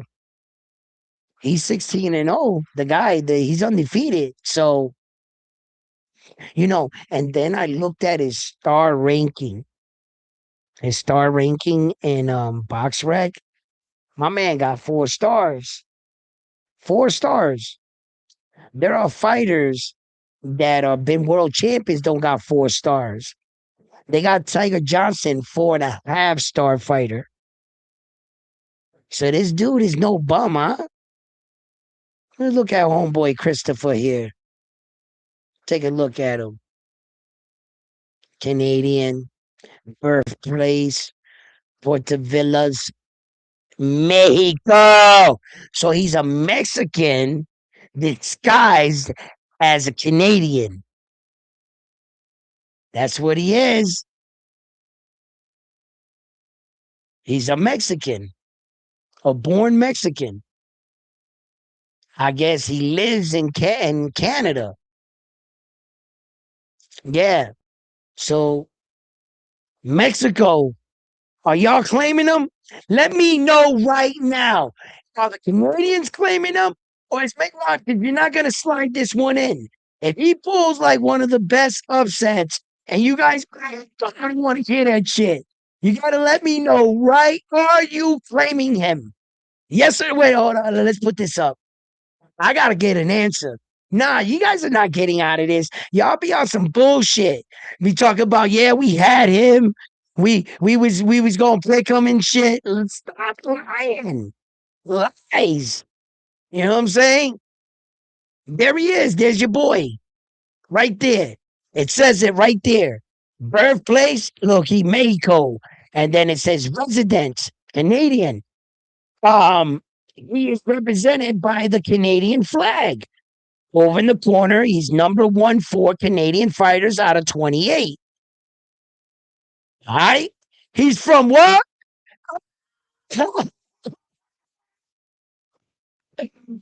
Yo, listen, from Mexico? From Mexico? Are y'all claiming him? No, y'all gotta speak up. Speak up. Speak up. Speak up or forever hold your peace. I want to hear no bullshit. I want to hear it. Come on now. He needs some milk. He gonna need some. He gonna be knocked the fuck out. Tiger Johnson's gonna pack him up. So I want to know right now. Hey, man, or is he Canadian? Is he Canadian or is he Mexican? Which is he? Which is he? I gotta know. Come on, help me figure this out. I don't want to hear shit. All right? Easy. I know he's a Mexican Italian raised in Canada. We already established that. Captain Ryan, Captain Obvious. We're past that. We're at the point where he's at the draft. And y'all gonna have to draft him. Is the Canadians drafting him or the Mexicans? Thanks for the explanation, Captain Obvious, but we are past that point. Now, come on, stop stalling. Are you taking him or not? I gotta know. If you need more time while we get closer to the fight,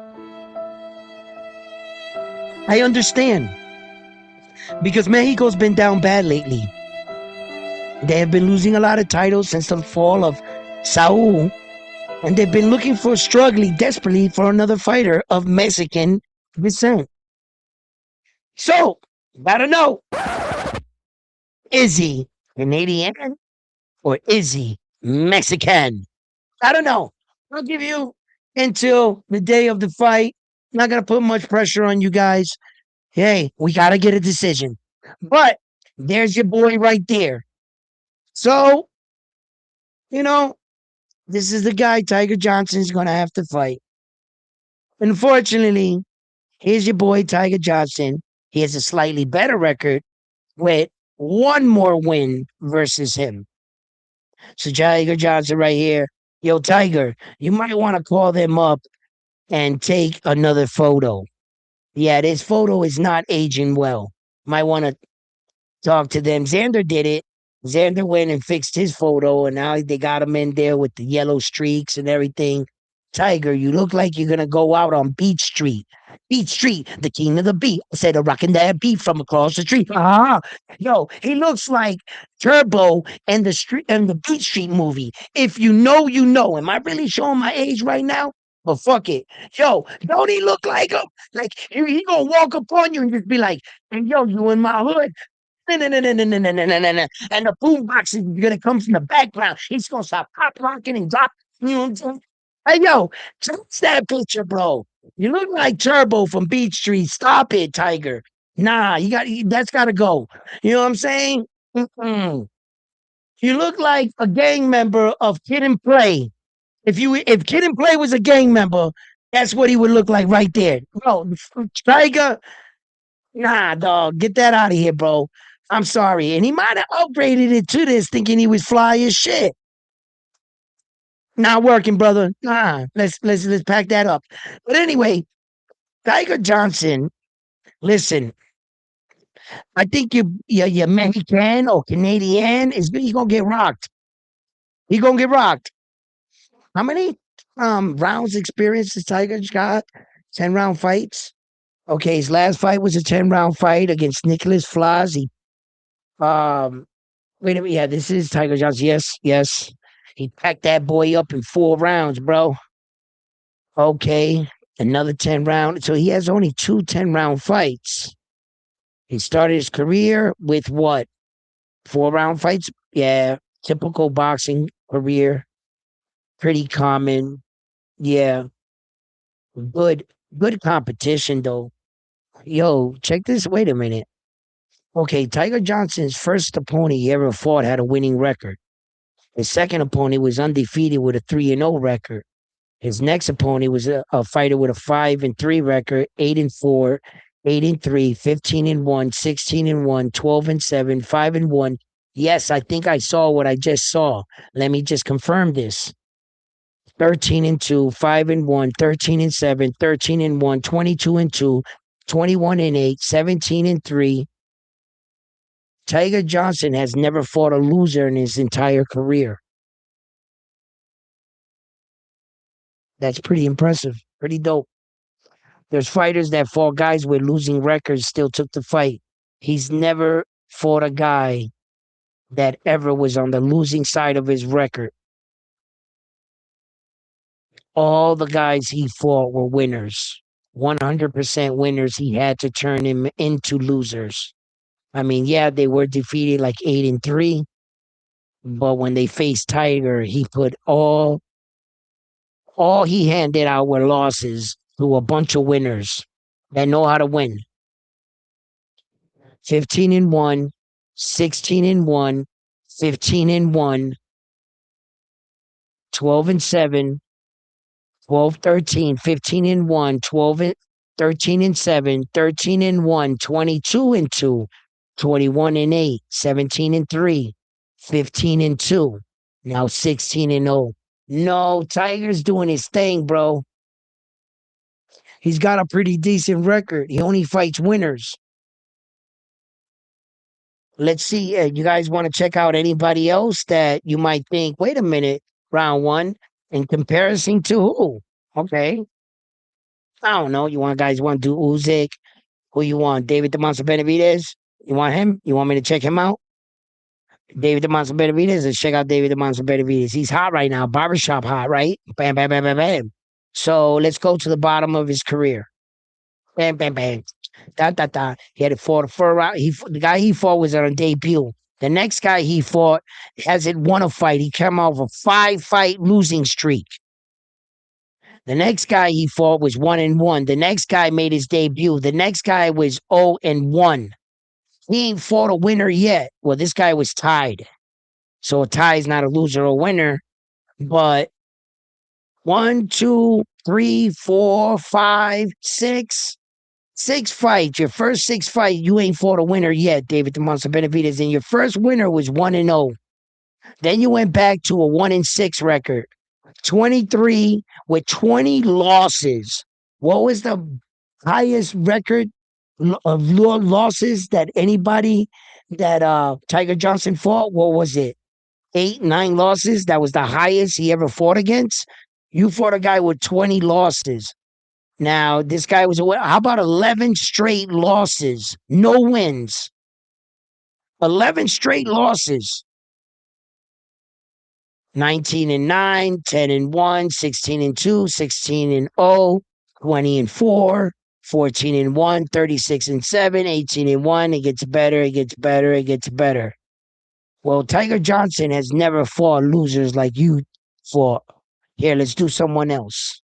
Let's not just single out David the Monster Benavidez, beautiful, great fighter. Let's see here. Saul, the great Saul Canelo Alvarez. 63 professional fights. Take a look at this gentleman right here. He is the last of the Mohegans. We will never see a fighter again with a record like this. Not in today's era, not the way these guys are fighting. And remarkably, 63 professional fights with 39 big ways by knockout. He only lost 3 times. He has never, I repeat, never been knocked down or knocked out. This is the notorious Mexican best fighter in the world currently in Saul Canelo Alvarez, and he's only 35 years old. Remarkably, he's still fairly young. Okay, so let's go straight down to look at all those title fights. That's a fucking record, right? What's he doing? What's he doing? Saul, the first guy he fights was a loser. The second guy he fights was a loser. The guy was a debut, then a loser. And this guy was a loser too, 3-6, losing record. Then it was a tie. Then another back to the losing side. This guy was a loser. This guy was a loser. This guy was a loser. This guy was a loser. This guy was a loser. Jesus Christ. So Saul Canelo Alvarez is first. 1, 2, 3, 4, 5, 6, 7, 8, 9, 10, 11, 12. His first 12 fights, he still hadn't fought a winner. Let's see, we could continue this escapade. This is for education, boxing purposes. I mean, pick anybody. Hey, Jerome Buchanan, didn't you just be Xander? Let's check out your record. Let's go all the way down to the bottom. Let's check you out. What'd you do? Oh, day one, a massive loser. Massive loser. Right? Loser, loser. 3-12. That's definitely a loser. Loser. Damn. So you're first. How many? 1, 2, 3, 4, 5, 6. Damn, 6 and 2, 4-2. Then it's back to fighting losers. Damn, 16 losses, 20-12. Damn, 25-26 losses. You got one more loss than wins. You're like, damn, 16-20 losses, 6-32 losses. Sheesh, 3-18. Damn. Yeah, of course his record gets better when it gets up. But my boy, you fought a lot of losers, my boy. You see? So that's pretty good for Tiger Johnson, man. I gotta say at least that. When I was watching, I was scrolling through his shit. I noticed that real quick. I was like, bro, I had to go back down and recheck it and was like, this man don't know what it's like to fight a loser. Look at Devin, 1-1, 1-27. Bam! 5-23. That's early. 6-9, 2-4. Finally found a winner there. He started fighting winners right here. Winner, winner, winner, winner, chicken dinner. Ooh, you went back down a notch. Ooh, Devin. It gets better. Then all these trophies start popping up everywhere. Real champion, real fucking champion. Devin, bro. You can't take that away from Devin, bro. He was like the youngest undisputed champion in boxing history. Undisputed, all 4 belts, bro. You can't take that away from that man. But it just goes to show you. Like, I just wanted to break down what Tiger did. Tiger actually never fought a loser in his entire career. When they look back on that, let's say that Tiger Johnson ends his career a multiple division world champion. Let's say in a good world, maybe he suffers a loss or maybe he doesn't. When they go back to look at his career, they're going to notice he didn't fight now one loser. Off the gate, Tiger was fighting winners. And he was turning them into losers. You know, fucking up their records too, going on. So that speaks to the quality of that Tiger always fought a guy that was used to winning, not used to losing. Not fighting a guy with 3 wins and 20-something losses. And you expect me to believe that this guy showed up to win the fight? No. But all the guys that Tiger fought, they showed up that night trying to beat Tiger. They had the better record, the better resume going into the fight with Tiger. And Tiger beat them. That's different. That, my friends, is different. You know, but it's common. You see how I did that with David the Monster Benavidez, Saul? That doesn't make them bad fighters at all. At all. Because typically, That's what your record's supposed to look like. That's so common. You could get Floyd Mayweather's record. He fought a bunch of losers probably in the beginning of his career. And look at who he is. Saul did it, but look at who Saul is now. So that doesn't really mean shit in the sense of, because that's common. But when someone steps out and does something not common, Tiger Johnson, they're going to notice that when it's all said and done. He took a harder approach. That's why I say right now, Tiger is high risk, low reward because he can put his punches together good. Let's see if he can continue to do that and survive when real good pressure comes. Tricky fighters like Gerard Boots-esque kind of fighters. That uppercut that Gerard Boots-Ennis has is fucking money.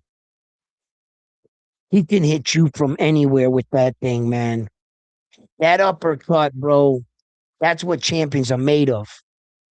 That Jerron Boots-Ennis uppercut, bro, the way it comes in so fast and he sells it. When he's showboating sometime and he did it to that kid, he was like, what's his name? Via. I can't pronounce his name right now. I can't.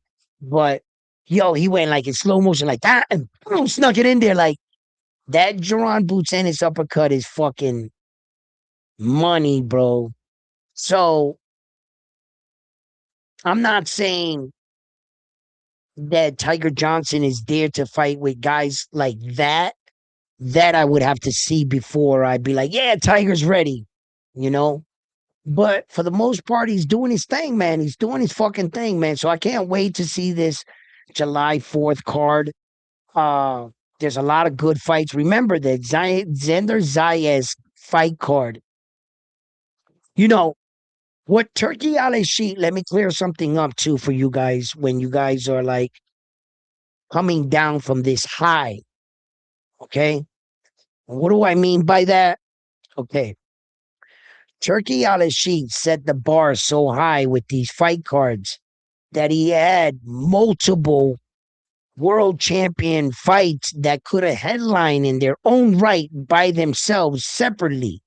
He had like 3 main events on one card.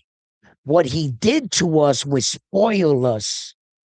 He got us spoiled to the fact that this is what we should watch fight cards and this is what they should be. Turkey spent a lot of money to spoil you so that everything else looks average. It's not going to be as appealing because there's not a lot of great fights. It's usually like the main event and the co-main event be But in a regular fight card, your normal one, everybody's going there to watch the main event and they'll catch the other fights. That's how it goes. At a Turkey Al Sheet fight card, you go there to watch the entire card, the main card, not all the prelims, but he's putting together too much. So by time they try to put these cards together, if you're not working with Turkey, you're not going to be entertained. What the Xander Zayas Jerron Boots and his fight card proved that you could be entertained by a small card with not so big names and the knockouts were just popping off.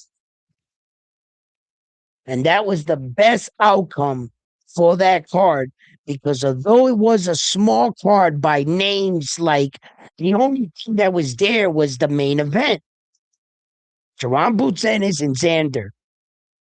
That was the whole card. You understand? Everybody else are making their way, trying to, and who the fuck is Ben Whitaker in America? Type shit. Now we know. See?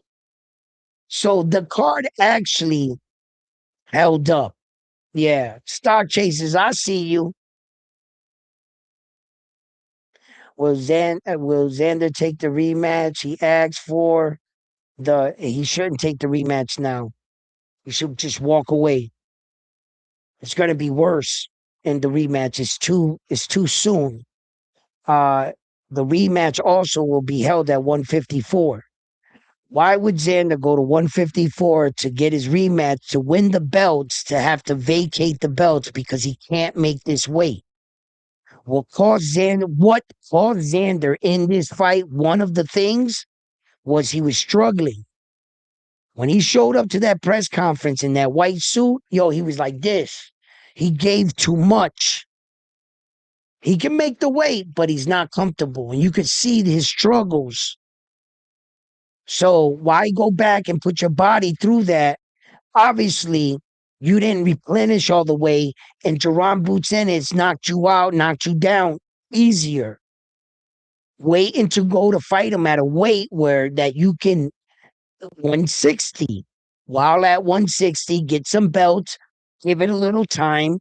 Jerron Beats Ennis will be right up there in a few fights. 160. Then we fight. Then we fight. At that point, Xander's getting better experience, a new weight division where he's not depleted, and the confidence that he can hurt Jerron Boots Ennis.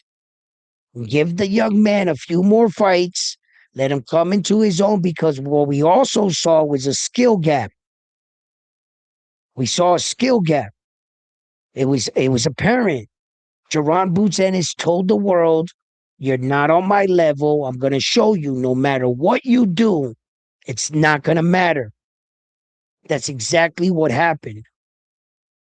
There's a skill gap you got to address there. Pride will get you fucked up. You can be prideful and you think that you want to put Xander back in there immediately for a rematch, you're going to get Xander hurt. Xander's not on Jerron Boots Ennis' level, and I thought Jerron Boots Ennis proved that. You're just a Dominican coming into my chat wanting to get my Puerto Rican fighter set the fuck up. Now I'm starting to see what's really going on. I'm waking up. Yo, Stick Chasers. I see what the fuck you doing. You trying to set my boy up, Stock. I see what you're doing, Stock. Don't come up here pumping that rematch shit. Because, yo, Stock, back the fuck up. Matter of fact, get off the porch, Stock Chasers. Get off the porch, Stock. You know what I'm saying? Nah, get out of here, yo, Stock. It's that way, bro. Nah, bro. You trying to get Xander fucked up and you promoting it like you a Latin dude that wants the rematch. No, well said from a Dominican dude that's trying to see this out. Mother, yo, Stock, you think you slick, bro? You ain't even Puerto Rican. Stock. Yo, didn't we talk about this? You gonna keep your opinion out of this? Like, yo, Stock, you weren't man enough to pick somebody. You Stock Chasers was on some bullshit. He was like, I want Xander to win, but I'm going for Boots. Shut the Hey, yo, Stock, grow some nuts and pick a side. Bro, you couldn't do that. You don't have the right to come up here and talk about this fight. Nah, don't give your opinion. At least we pick sides. You know what I'm saying? I'm going down with the ship. Yo, round one, get that crow. Get all the crow. Give me my crow.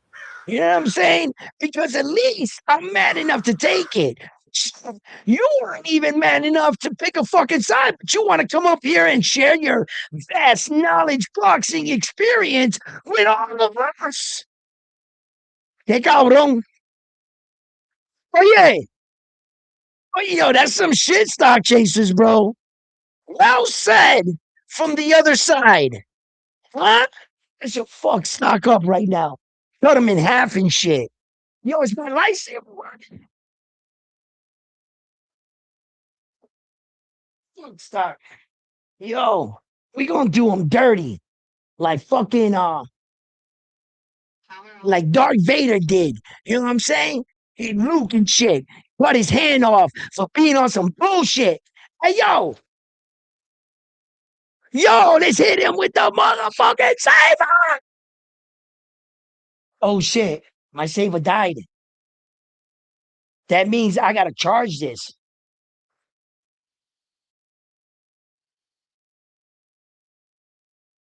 Yeah, I gotta charge it. It died. It died. You lucky, bro. This lifesaver ain't on right now, Star Chasers, because we's about to cut you in half and shit. Star Chasers, shut the fuck up. Your opinion doesn't count. Shit. Chasers goes down. Oh shit. Stock, are you okay? Stomp him out. Yo, Stock, my bag, bro. Get up. Are you okay, Stock? Put off his other hand. You know what I'm saying? You know what I mean? Fuck Stock. His opinion. You know what I'm saying? He didn't want to pick a side. He ain't got the right to say anything.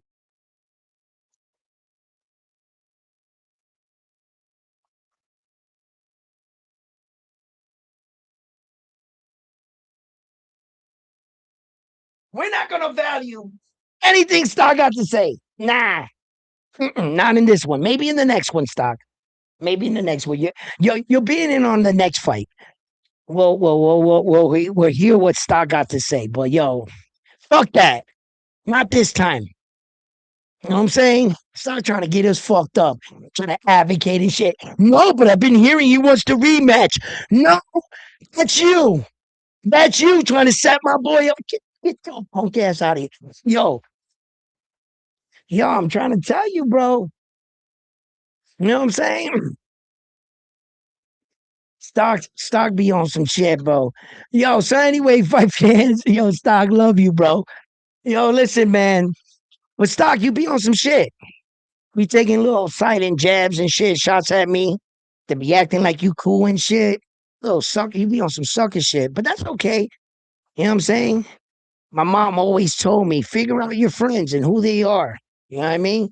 I never said Stock was my friend though, but you know, he's like a guy that I know that through a guy that I know to a guy that I know. He's one of those guys.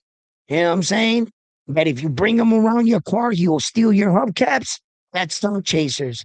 He gonna get it like he gotta get it. So you gotta be careful about guys like that. You know what I'm saying? Stock. I know you see the drum that should be spinning. Yeah, you see it. Hold on. Stock, look. I just want you to know, Stock. I'm not playing around. All right. Yeah, that's fully loaded right there. Yeah, Stock. You know what I'm saying? Miniaturized little bullets, 1,000 of them, they might give you a bruise. Okay. You'll be discomfort. You'll have discomfort in your arm and you'll have a bad day. Fuck that. You know what I'm saying? Stock, listen, love you. Look, not today. I don't got no love for you. Not right now. Right now, no, zero. The next fight tomorrow, we'll talk about it. Anyway, fight fans, thank you for tuning in here at Round One Sports TV. I am always your host, Edwin. I hope you had a wonderful time. I hope I made you guys laugh. And we had an amazing time. Do me a favor, hit that like button for your boy, man. Do me that favor. And like always, I'm on to the next one after this one here at Round One Sports Talk. You guys have a blessed day. Peace. And I'll see you guys at the Dula Mason fight. I will be streaming live. So see you there.